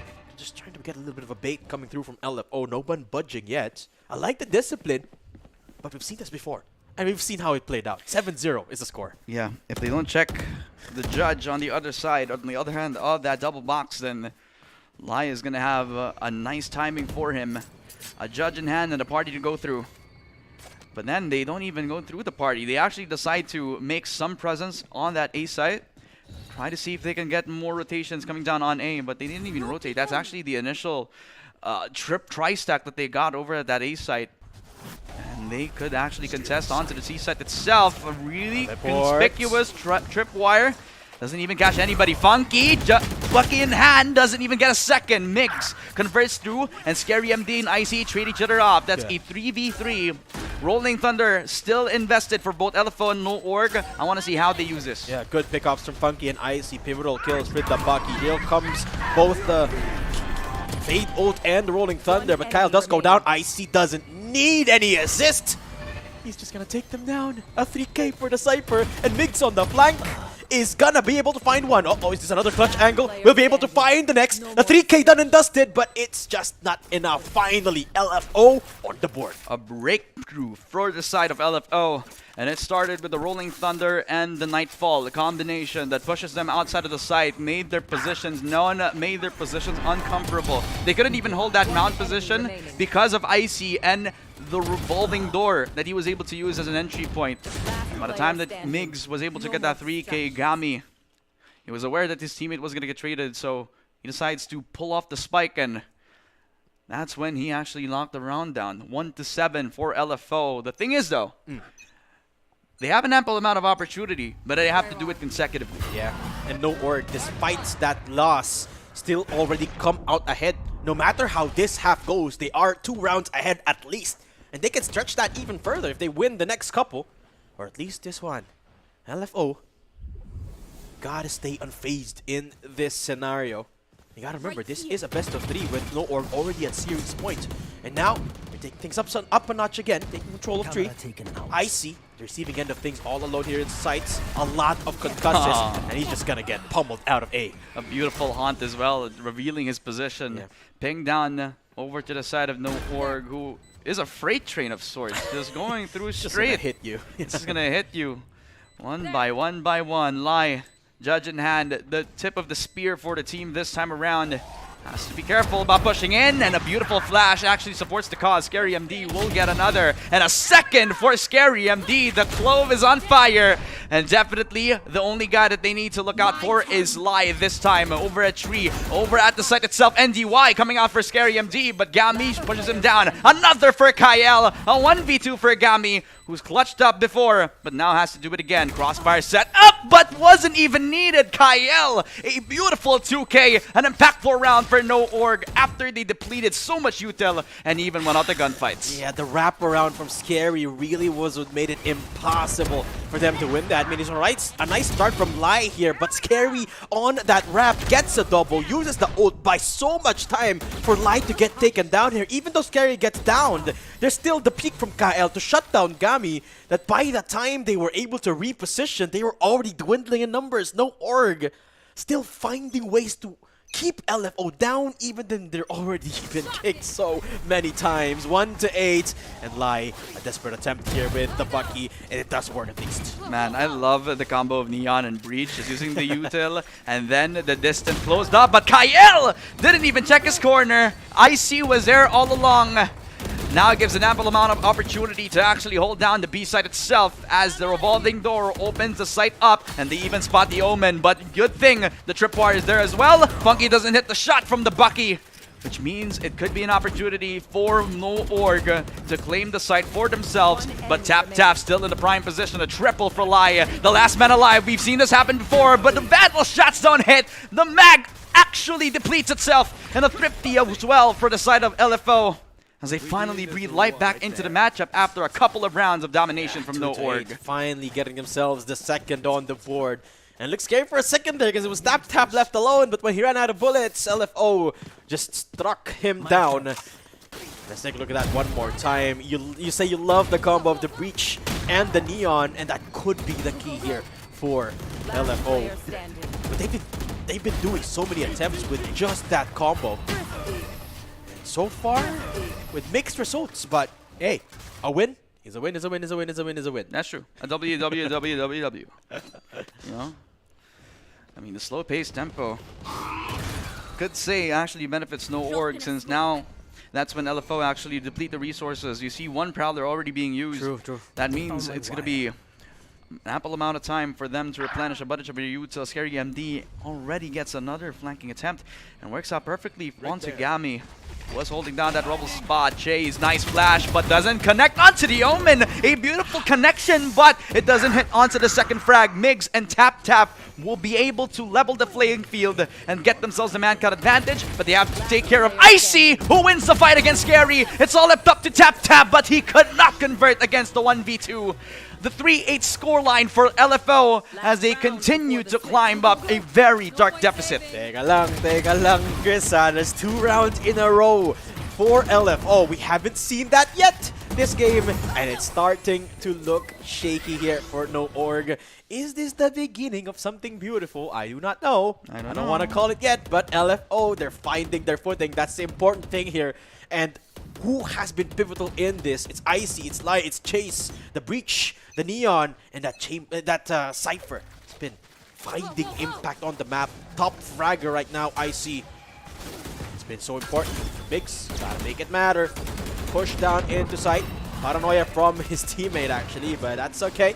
So gonna try and make their way into the side here. Funky playing from inside the dark cover, but here comes the Neon. Funky finds one, but just finds a trade. Funky finally makes noise. TP's out of the dark cover. Finds the 3K. Will be dealt with by Migs. Still 2v3. Overdrive in play from Migs. Coming through from 3 different angles as Jasso tries to dismantle one. Will do so. Traded out. Shorty in his face. And will be shut down. LFO at least get to 4 as we head to the second half. I like the timing and the patience from Lai as he uses both of the bullets, the shotgun shells from the Shorty itself. I mean, we haven't said his name a lot, but Funky in this round has been pivotal. Actually keeping himself a cool, calm, and collected composure as he was holding both the smokes over at that top position as well as on the backside of things as well. Getting the man count advantage into the 4-8 scoreline. LFO. It's not easy. It's not going to be easy. But it is a 4-8, and I kind of prefer that over any other scoreline that's lower than that. Yeah. Absolutely. And here we go. Second half, LFO. Their pistol translation is actually even more decent than NORG. Yeah, they won the first pistol in this series. But this is even more important here to get them to that 2-round deficit. Scary MD playing up against Mount. Gets spotted. That's a lot of breach stuns coming on through. Flash as well, and Funky's just gonna deal with Scary. Too advanced, too dangerous, and Lai's just going to push in through hell and high water, but Top greets him with open arms, gets a couple, and stops the push altogether. LFO retreating from Mount. Could not even secure the bend position, so they could have had a really strong double swing if he wanted to take that waterfall position, but at least they got the presence of mind that they could actually rotate on around towards the other side of the map. You could also see that Icy has primed himself up to a position where if they actually make a lot of noise, then that could give info to the team. Migs solo anchoring, could not hit the shots, and Chase does actually level the playing field. So a 3v3 this time. Icy has not been found, he has not been known, and his closest victim could possibly be the Omen, who's lurking around the shadows, who's trying to find enemy lines, but a really nice haunt from the Fade actually catches him off guard. But Tap still here and alive. A 3K already done and dusted. Can look for the ace as Icy finds a tap, gets Kael, and Tap goes down. That's the pistol LFO's been looking for. They get it 5-8. And off the back of a nice lurk that actually gives a lot of info to the team and winning the gunfight over on that A site itself. And that could have been a really good shot as well if Migs was able to secure that over at that drop position. Could have changed the trajectory of this matchup entirely, but in the end, the attackers, LFO, they were able to isolate their own gunfights, win them out before they got themselves backed up. Yeah. All banked up here. Icy still leading the charge. 13 kills, the most on his roster. Lai will be the one Plant the spike. run in. Dark cover in his face slow down this speed a little bit, but no org not necessarily committing to this A rotation. There's two players making their way, one through Link, one to the spawn. But LFO, they're trying to set up a bit of a bait here, but no org is not buying. Just saw is so low on HP. That was after the smoke dissipates. He tried to peek on, see if he can get info, but actually cost him a bit of HP. Migs, off of that paranoia, just decides to open the door up. Bucky in hand. Prime weapon if they do decide to work on down towards that tree position, but Lai, he has been lurking around the shadows. Icy also falling with a second. Well, Tap, well, he did some damage with Migs. That was the Bucky. They found him out eventually, and now becomes a 3v2. Well, no org will actually have a slight shot in this. I don't think so. Guns are primed for LFO, and they are on fire. A couple of rounds in the bag. Some sort of momentum going into this post plant, and Found him. it's just a classic for Scary going up against two. The dice just slide in from Lai. With too much for the Clove to handle, and that's 6-8 LFO. They're closing in, 2 rounds away. Yep, slight lang naman. Slight lang. Yung naging chance nila doon because, yep, they have the better guns. They also had the positions in check as well, and the pistol round win actually worked out so well for them because now they could build their economy back up yet again. And remember, they also bought a few pistols instead of buying the full buys now, and so that's why you're seeing bit of the Guardians, bit of the Vandal in hand for Funky as well for LFO. So that means they have the one taps to play for. If they do actually get themselves to winning gunfights early on, covered up because of the one-way. Scary MD is the only guy holding up that C site. But because they have 3 pushing on that B main position, that door is looking wide open. You know, I love the setup coming through here from Funky. TP's into his own dark cover to create that space and deny any potential peaks coming through from C. But it's arguably all in vain. That's a ton of util already invested by LFO that no org didn't have to do anything for. He just waited. They invested the haunt early. That's true. And because they're rotating this early on, that rubble control that Omen is still holding on to, he has to be careful about this. Pushing on, Migs does find himself against the arms of Chase and everybody else on LFO. So B side looking like the spot that they could take, or they could use that as a catalyst to rotate on around toward that C side itself. Kael, a spam party inside the smoke. However, Scary MD is the guy that they need to watch out for, and they have 1-for-1 trade-off that results into a C side push. Wait, Chris, I think no org is scrambling a little bit here. Tap in a desperate attempt to keep C-side control. Will go down against the hands of Gami. It's all down to 2. Kael coming in from water, right along his teammate. That's just so right next to him with the Phantom in hand. But I think it's time to minimize losses. No org. They've already lost so much. I think they should just save these guns. Tama. They have to run back away towards that A set where they actually were initially to hide away from any sort of gunfight again from LFO, because they cannot risk giving these guns away. They're going to be forced into a situation where a few of them, a lot of them have to play sheriffs. Yeah. But if they invest 2 of these Phantoms into the next coming round, then I think you can see a world where no org can actually hold up against that. Maybe. But the important thing here is LFO, they found a weakness. No org, they're getting played fit to hold that. So spots out Chase. And the exit frags now. The new game at play here after the spike explodes. Jasso looking for another contact. Paranoia last second Good in Paranoia. the round. Buys him enough time to even get another kill. 2 kills, and then they save 2 Phantoms. I can That's see a good. world where they can still buy a full rifle for another one, so they can have 3 Phantoms coming into the next round. There you go. Yeah. Scary MD picks it up for himself. And now this looks a little bit competitive. Yes. Compared to how if he didn't get those 2 kills now. Yeah, and I think LFO is starting to figure out the way no org works here. They're struggling a little bit on the defense because when they baited out the rotate, no org responded in every single site that they hit. That means no org rotate early here, and that's the one thing that LMO have to capitalize on. They could go for bait and switch or just bait out a lot of this utility from no org and rotate away. But this time, no org immediately adjusts. Look at the push down in mound. Just a lot of awareness coming down, and the info given just saw already telling his teammates to rotate on down, but Migs, he's always been using the shotgun, and at this point in time has been converted. Stairs opened up because they weren't able to secure the site itself, as Jasso plays around the smoke, but the Prowler catches him on time. The spam coming down from Kyle as well supports his team.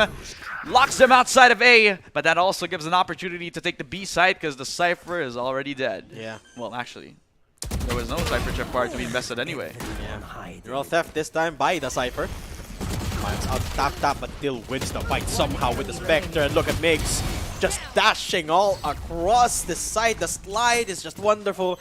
And just as I said, they found a weakness. No org proved me wrong. Nope, they did not. Instead, they become the aggressors again, and they find another round. You know, guys, this is what we call a caster curse at the end of the day. we were at peace before Datum even said anything. Listen, nah. Because at this point, they weren't even thinking about pushing down that key position. But they had to meet Migs and his judge of power. Yeah. And of course, Migs the one to end this round as well with the kill. Chase goes down, headshot. And no org building bank once more. Kyle the only one left with the Guardian. Lie on the judge, so it's a very important round for both teams. High penetrable weapon as well. But he's not playing for that tree position at all. He wants to be the anchor on the B site. Normally where you would expect a Sentinel to play, but since they are not playing with a Sentinel, they're gonna have to put all their hands on deck. That's why the Fade is the one holding up that side of the map. They're also giving up that A position since Jasso has told his team that I got this, guys. Yeah. I'm a strong, independent Omen. And look at how aggressive the positions from no org are. This is the key for them to not early rotate. It's just take aggressive positions. They pinged it. I think they know that he's there. Push up. Yeah, they do. Lai shuts down Jasso. Ton of utility too. There's no way he could live there. Not just like that. LFO get the site. Oh no, we're gonna have to retake. But Migs comes out swinging, finds the spike. Relay bolt, buys some time, slides into the site, gets another of course, and that's Migs for you. No org starts the retake before it even gets the spike down. But Lai, he's got something to say about it. A 2v2 now, an overdrive active. That's the Nightfall being activated as well by LFO. But now, Eli gonna run into that B site, and we reset. Scary MD at least gonna have the smokes to play with. Oh, they're running to C. They're running to C right now. Since they opened up the door, they can rotate back around that C-side position since the over-rotation on A did not work out entirely. Yeah. So now they have a lot of time to actually reposition, but I like that Scary MD has realized the situation. Pushed up from Lai as well. Remember, he has to judge. He has to play up close! Oh! But he realized the situation. 1v1 now. Gami versus Tap Tap. Doesn't know. What happens if the judge actually dies in towards Hall? You leave the one guy with the Phantom inside of sight, and Tap Tap, well, he's always been known to clutch. He has found the Fade, waiting in his open arms, and one shot to the dome was all he needed. He did not smell what Tap Tap was cooking. All that effort, Chris. All that effort, all the calls, the overdrive used up, the rotate to see. It was a big brain play, but the judge, everything banking on it, and now they call for a timeout. I mean, that could have been the turnaround. But this impactful kill from Scary MD is just, it's the kryptonite here for the It's such a risky angle too. I mean, he was wide open to both angles. He was looking towards that waterfall, tried to play to the close.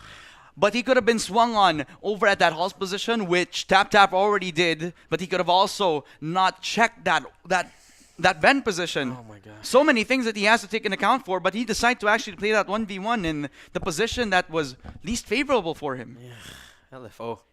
Gotta come up with something here. Timeout finally used out. This is the first time out in this grand finals, quite curiously so, but it makes sense. LFO, they're 3 rounds away rather, from getting eliminated in this grand finals. It's so close, but so far away for them. They took down so many opponents to get to this point, and they're getting checked by No Org. I think this is also a good time to remind our viewers out there that we have a giveaway right now. Of course. Over at the Predator Gaming page. All that you have to do is like and follow the Predator Gaming Facebook page, share the stream using the hashtag PLPH2025, as well as comment which team will win the Luzon Qualifiers. Will it be No Org or LFO? If you're a No Org fan, then this is definitely cheating for you. Kasi napaka-late natin ngayon pa walang sinabi na No Org. I gotta thank as well the Games and Amusement Board for letting us have Predator League. Of course, official tournament registered under the approval of the Games and Amusement Board of the Philippines as No Org again become aggressive so deep into Mound. They've already spotted the spike, and this might be the end here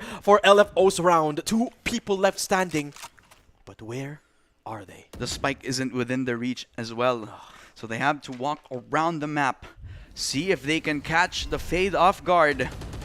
But they decide to separate, see if they can win out their own gunfights. This is not looking good for them.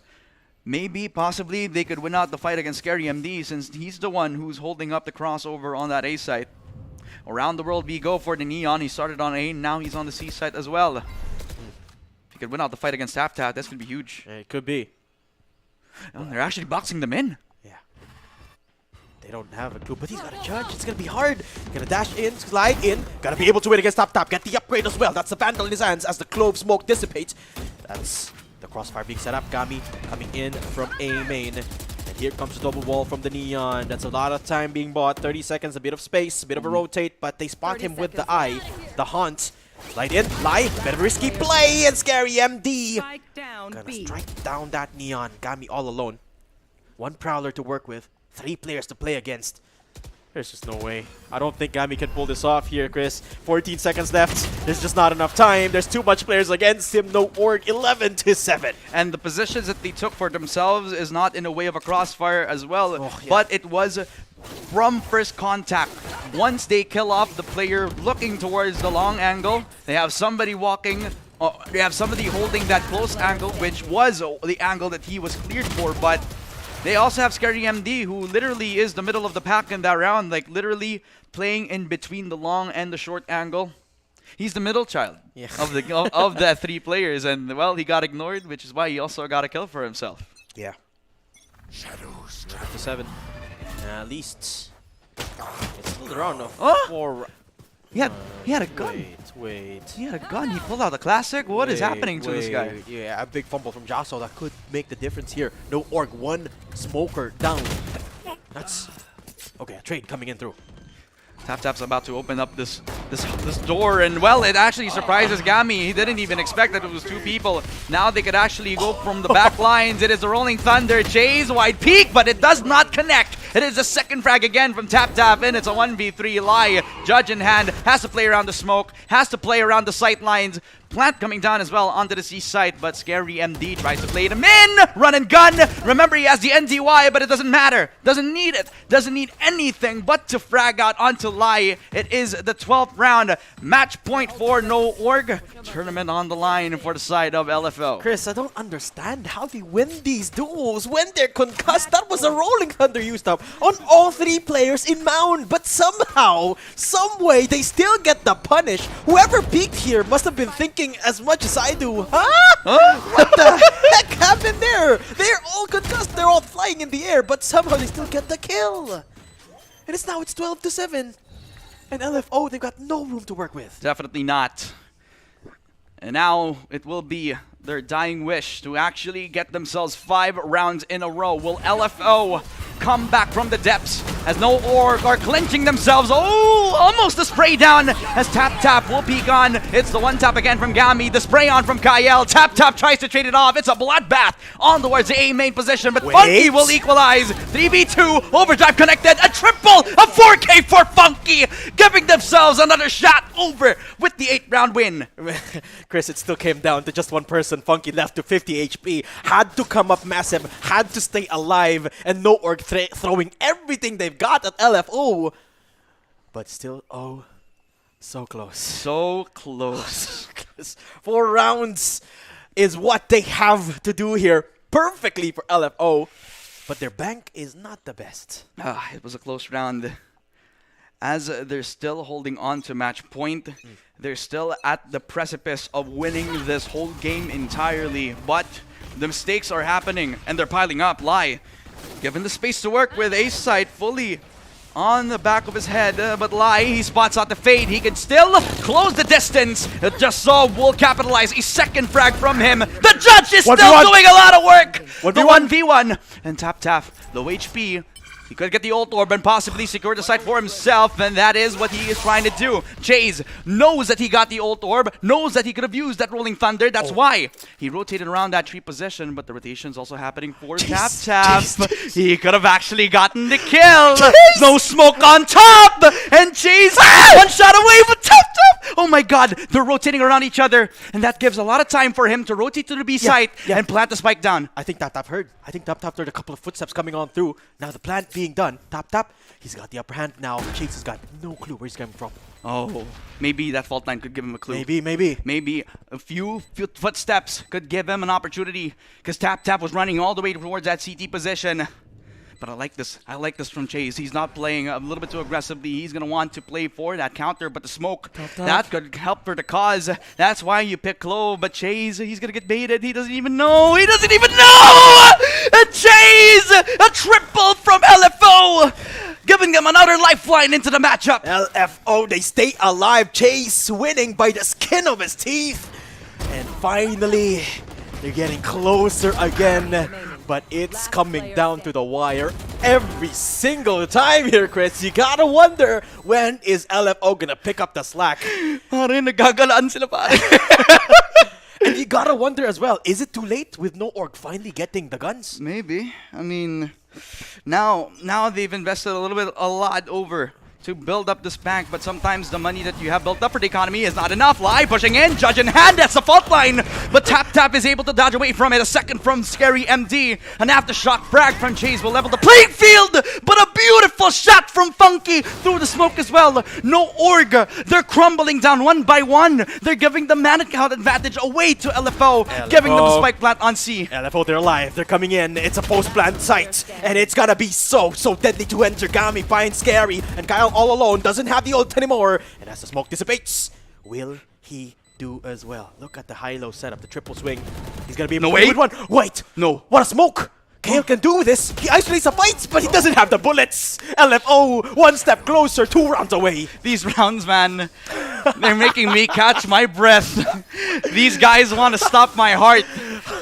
I need to unclench, man, because we have to expect rounds like these where both of these teams have nothing to lose, especially for the LFO side, who are down multiple rounds before we came up to the point of 10-12. They have been pushing the limits of No Org every single time. That mount position has been a death ball for them this time. And look at the eco. It's absolutely devastated here for No Org. We gotta wonder if a timeout is due here, but one thing's for sure, LFO are 2 rounds away from getting us into overtime. And Lai is not slowing down. Here comes again the judge. It finds 1 kill, but that's it. Just so, able to survive with 19 HP. But the Rolling Thunder is going to be there to try and catch Funky out. Pushing up, Vandal in play! But the Bucky shuts down Funky. No Org down to 2. Another close angle from Scary MD. This could be it. LFO down to 2. Spike could not be planted yet. Look at the fade util. It catches down Chase. And LFO down to 1. Banking everything on the Cypher. Coming in from Waterfall. I see. He spots it out. Smoke is available. Gonna buy a lot of time. There's 1 minute to play with. Decay gets to him as well. I see. Gotta buy the time. Gotta be careful. That's what we'll have to play with. Haunt gonna be there. Gotta be not spotted by it. And I see plays it to perfection. There's 50 seconds left on the timer. Isolating the fight is gonna be key here.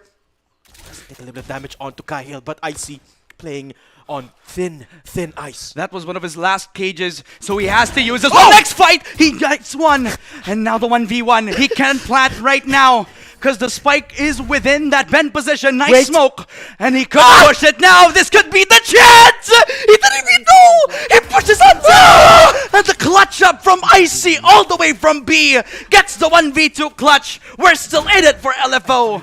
LFO will not give up. They will not relent, and they will not give away Lotus for a shot at Cebu, Chris. LFO, they're pushing No Org to their limits, and it is not yet done. One more round and we go into OT, but LFO, they have proven time and time again that they will not give up. Look, this is the benefit that I'm giving towards the No Org side. That was their low buy. They gave them a chance. That gave that round a run for their money. Now this is the very last chance for both teams to extend it for LFO, for No Org to secure stage 4, and it starts with Jasa giving his life up again to Gami. Migs will be able to trade it 1-for-1, but the Neon's closing in. They close the distance. He got the judge, and the paranoia was perfect as well, anticipating his position and getting the plant down, possibly for overtime. No Org, no more defense in A, and now they have to go for a full-on retake with 3v5. Lying in wait, but Funky is the switcheroo that Kyle is gonna be falling down to. Last two players for No Org to deny this overtime, but Tap gonna have to be the hero again. Gets the one, but that's it. It's all down to Scary. Ulti available against 3 people, but he can't. He can't use the ulti because the plant is already down. For the attack. So this is a one and done for him, and because everybody claimed the frags, because everybody doubted LFO, it started with 4-8. We are now into the first overtime of the Luzon qualifier. No, not like this. No Org. They fumbled big time. There's no way they're gonna make it to this far. LFO, they could extend now to a 3-map affair. And No Org, they're crumbling in the pressure here, Chris. You could see their defense. They're not defending anymore. They're just pushing and pushing and pushing to no avail. And the outcome is overtime. Yeah. How did we get here? 4-8. Oh my 4-8, my friend. They won the pistol. They got the bonus conversions. The clutch ups from the key players on LFO has reached us up to this point. I'm losing my mind. Me too, man. I mean, this is what I love about Valorant. Oh my gosh. You can't predict everything. I know. Can't predict nothing, it seems like. No Org. All that advantage for nothing. Go back to square one, and now we play for each and every round. Overtime is in play in 7 seconds. Guys, if you're liking what you're seeing, do give us a follow in Predator Gaming. We do have a ton of socials here, where we're streaming on Facebook, Instagram, Twitter at PredatorPH, and Twitch at PredatorGaming_PH. 30 seconds until we start the OT here. And what's going to happen? I have no clue. You know what's going to happen? What happens is there are going to be viewers out there who actually have a chance to win official Predator Gaming merchandise. And all you have to do is like and follow Predator Gaming. You can also share the stream using the hashtag PLPH2025 and comment which team will win the Luzon qualifier. Because at this point, I don't even know who's going to win. Yeah, guys, make sure to share the stream with hashtag PLPH2025. And now we begin again. Yep, and it starts with Lai. He's pushing on down, and remember, behind him he has 4 people supporting him for the cause. 2 flashes, a fault line, and a prowler that will try to find his position. Migs gets paranoid up very early to use that. They think that they're pushing B aggressively, but they're actually trying to bait out the util. That can be good. LFO invested almost everything they've got in that first encounter. And now, No Org, just by making a bit of a sound cue, does that. And they still got everything here. Already taking control of Mound. Also have Rubble, and No Org taking all the space in the world. This time taking a much more decisive approach, a much slower one, a much more clinical one, and I'm liking this from No Org. They're really trying to play them like a fiddle, trying to keep all of their rotations in check on C. They were all on B a few moments ago, but because of the noise made around Mound, because of that smoke, they never even realized Scary MD is already lurking around the shadows. The Cypher Camp could possibly give them the info that they need. They don't even know about the cam yet, so that could possibly be a point of information. A push on down from Scary MD. Remember, there's a tripwire. He didn't even press it down. Funky, late to the cause, didn't even realize that he's pushing on top of that. Relied on the Cypher utility too much. Good first pick coming through there. A bit of false sense of security there for LFO. costs him off one of their players. Important too, because that's the controller, but Jasso somehow goes down. Gami coming in, and that's a full-on side take coming through. Migs will not be spotted yet. He's gonna be the important factor here, as the fuse is gonna get stuck for a bit until Migs shows up, and No Org thins down the herd to one. Icy, again, a hopeless bout, and will not make it happen. No Org pick up the first in OT. And that is all because of their positioning in the post plant as well. They realized that once they got themselves funky, then they could play for the long angles at this point in time. Scary MD. A critical shot through again over to Funky, neutralizing the smoke, making their post plant positions that much more open. Yeah. 13-12 for No Org. Match point to claim the redemption after losing multiple rounds at a deficit. Well, at a very huge advantage, if I have to say so myself. Yeah. At least now they got it back. One round advantage might be all they need. Migs! Very shaky, gets flashed on out, but Scary there for the backup. Aftershock gonna have to be ran away from, but No Org, they're keeping it clean. Migs still stays alive. Only losing Clove in the process. No Org, this could be it. Scary MD is realizing his potential. Now, he is the one taking the first frags. Now, he's the one taking the space. I don't think it's very beneficial that Migs has been relying on that judge even in the overtime rounds, as Tap has realized the position of Icy. Now he has to compromise. Play for the long angle. He sees two from that jump peak. So he has to be careful because he's about to get boxed in by Gami, who's already aware of his position. A beautiful one tap over to Tap as well. Kyle will peek into a smoke. Housing two players, sees the head of Lai, and still commits to the spray. A 1v3 this time around for the fade. And Gami is all alone, has the spike, yes. But if he opens that door, then they will rush on down to the C set as quick as possible, but he decides to pick on the fight! And the relay bolt will close the door. It is No Org securing a spot to stage 4 Predator League Philippine Qualifiers. A clean sweep as well. 2-0 against LFO. It got shaky there at the end, but they are able to close it out. They've got a shot at Cebu now, and they win the Luzon Qualifiers. Congratulations to No Org. They 2-0 their rival. You know what? I'm going to give my props over to both of these teams because that was one heck of a Lotus map. Both teams giving it their all. Both teams pushing each other to the limit. When it came to the overtimes, it was the synergy at play for No Org. They got themselves really good rounds when it came to the opening duels. And by the time they did, well, their synergy shined as they did not even break a sweat after that. Yeah, and I think the biggest thing there is, I think what happened here for No Org is they just lost composure. When they lost control of the game, their players were taken aback. They didn't know what to do. But when we got into OT, I think the players had the realization, hold up, we could lose this game, even if we've already had the advantage. That's when we saw the immediate slowdown and them getting that control back in, getting locked back in, and that's all NO needed. They actually realized that they had timeouts in overtime. That's literally what happened. Because right at the end of 12-12, you could see that Kyle was calling for a timeout, and I think that was one of the prime factors as to why they were able to keep their composure now. They lost multiple rounds in a row against LFO, who were down in the dumps. 4-8 first half. Second half, they won the pistol. They got the conversions. They even got a thrifty in a few of these second half round wins. When it came to the numbers disadvantage, it almost seemed like they were in unwinnable situations. But when it came down to the most, it was IC that actually got themselves a really good position to get 12-12. And man, oh man, I couldn't have it either way because the Luzon Qualifiers is crazy. And the way that LFO started grinding back into the game, right? Just punishing No Org over and over again. But by the time No Org just minimized mistakes, that's when lights outs happen for LFO. Deeper look into the numbers reveal that it is Scary MD doing majority of the lifting here for NO. But gotta give credit for everyone who contributed to that win, man. NO, even Kyle was popping. He got an ace in this game, by the way. I mean, at this point, No Org, they gotta remember that some risks have to be taken. And despite Scary MD being a controller, Clove is literally made for those entry duels. Yep. They are literally made just so that you could be a very aggressive controller and you could be rewarded because of it. Because he was able to get those entries on towards the defense.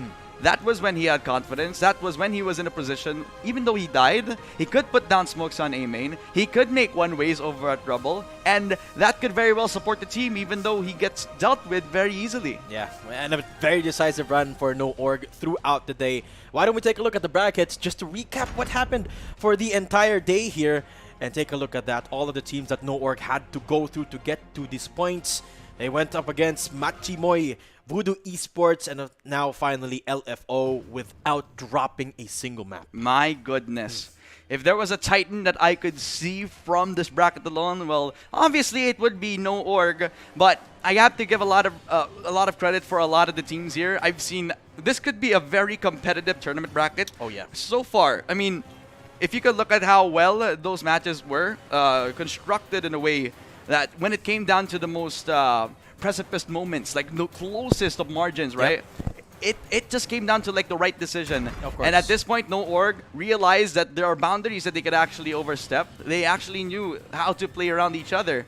And when it mattered, the resources that they still had, that one timeout, actually converted into the win that they got. Yeah, you could see just the decision making. They were losing it at the end of the game. Yeah. And then just one readjustment, they locked back in, got themselves back into the game, and they win the grand finals. Congratulations to No Org. They are the winners for today's qualifier in Luzon. We do have a couple more, if I'm not mistaken, right? Yeah, we have two. We have the Mindanao qualifiers coming up next week, which you will be casting along with Mochi. I'll be taking a bit of a sabbatical, ladies and gentlemen. But after that, it will be the Visayas qualifiers, where it will be one heck of a showdown, especially since I've heard a lot of Cebuana teams actually are looking formidable to join up into the Predator gaming scene. So before we give our goodbyes, why don't we give a shout out to all of our sponsors right here. We got 3 months PC Game Pass with access to 100 plus AAA games. This is your sign to subscribe to the PC Game Pass. Get your first 3 months with every purchase of a Predator laptop. Imagine you buy a laptop, you need games, you just get the Predator laptop, and then you got free games. Literally free games all around the world. So you could just check out any Acer Predator laptop right here, right now. Yeah, all you gotta do is buy a laptop and go to that website we just showed down there. You get a 3-month access to the PC Game Pass. Guys, that's thousands of free AAA titles for months. I haven't tried it yet, but I kind of want to do that now. Because of that, I have Vice as early as day one. Oh yeah, you got free agents too, right? Yeah. All the agents unlocked. I believe you get all champs in League of Legends as well. Yes. What is that game? I'm sorry. Anyway, ladies and gentlemen, we also had a giveaway, so we're going to be showing who the winners are of that giveaway later on in the Predator Gaming Facebook page. So tune in for announcements. Tune in for the winners of this giveaway this week. Thank you so much to all the viewers out there who have been supporting all your favorite teams as well as the stream here on Predator Gaming. My name is Ramon. With me is Datum. I was about to say Mochi, my friend. I'm sorry. It's okay. We will see you tomorrow for the Dota 2 Luzon qualifiers over at TNC Dasmariñas. My friends, thank you so much for supporting the stream.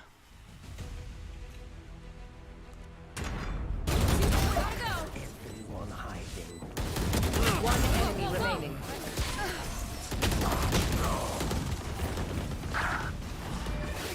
I'm out of here.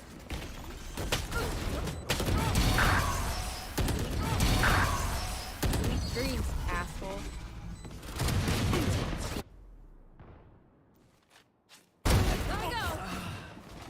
One enemy remaining. 30 seconds left. Spike down B. One enemy remaining. Last player standing. One enemy remaining. Spike down A. Last player. Enemy kill. Last player standing. One enemy My remaining. ult's ready.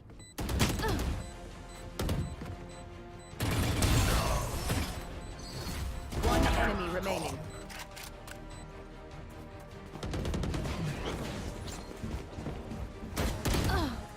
One enemy remaining. Last player standing.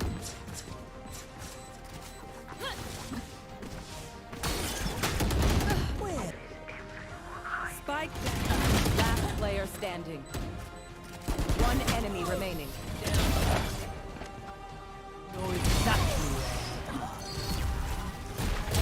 One down. One enemy remaining. Spike down. C.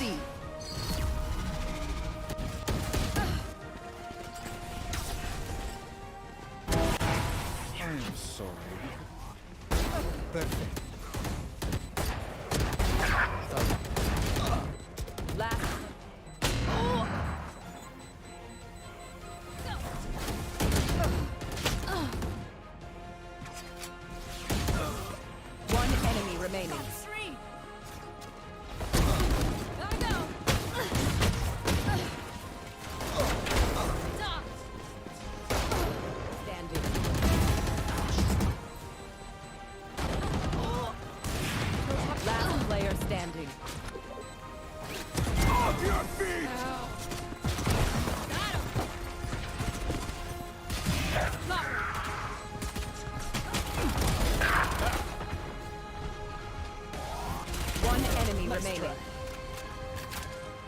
One enemy remaining.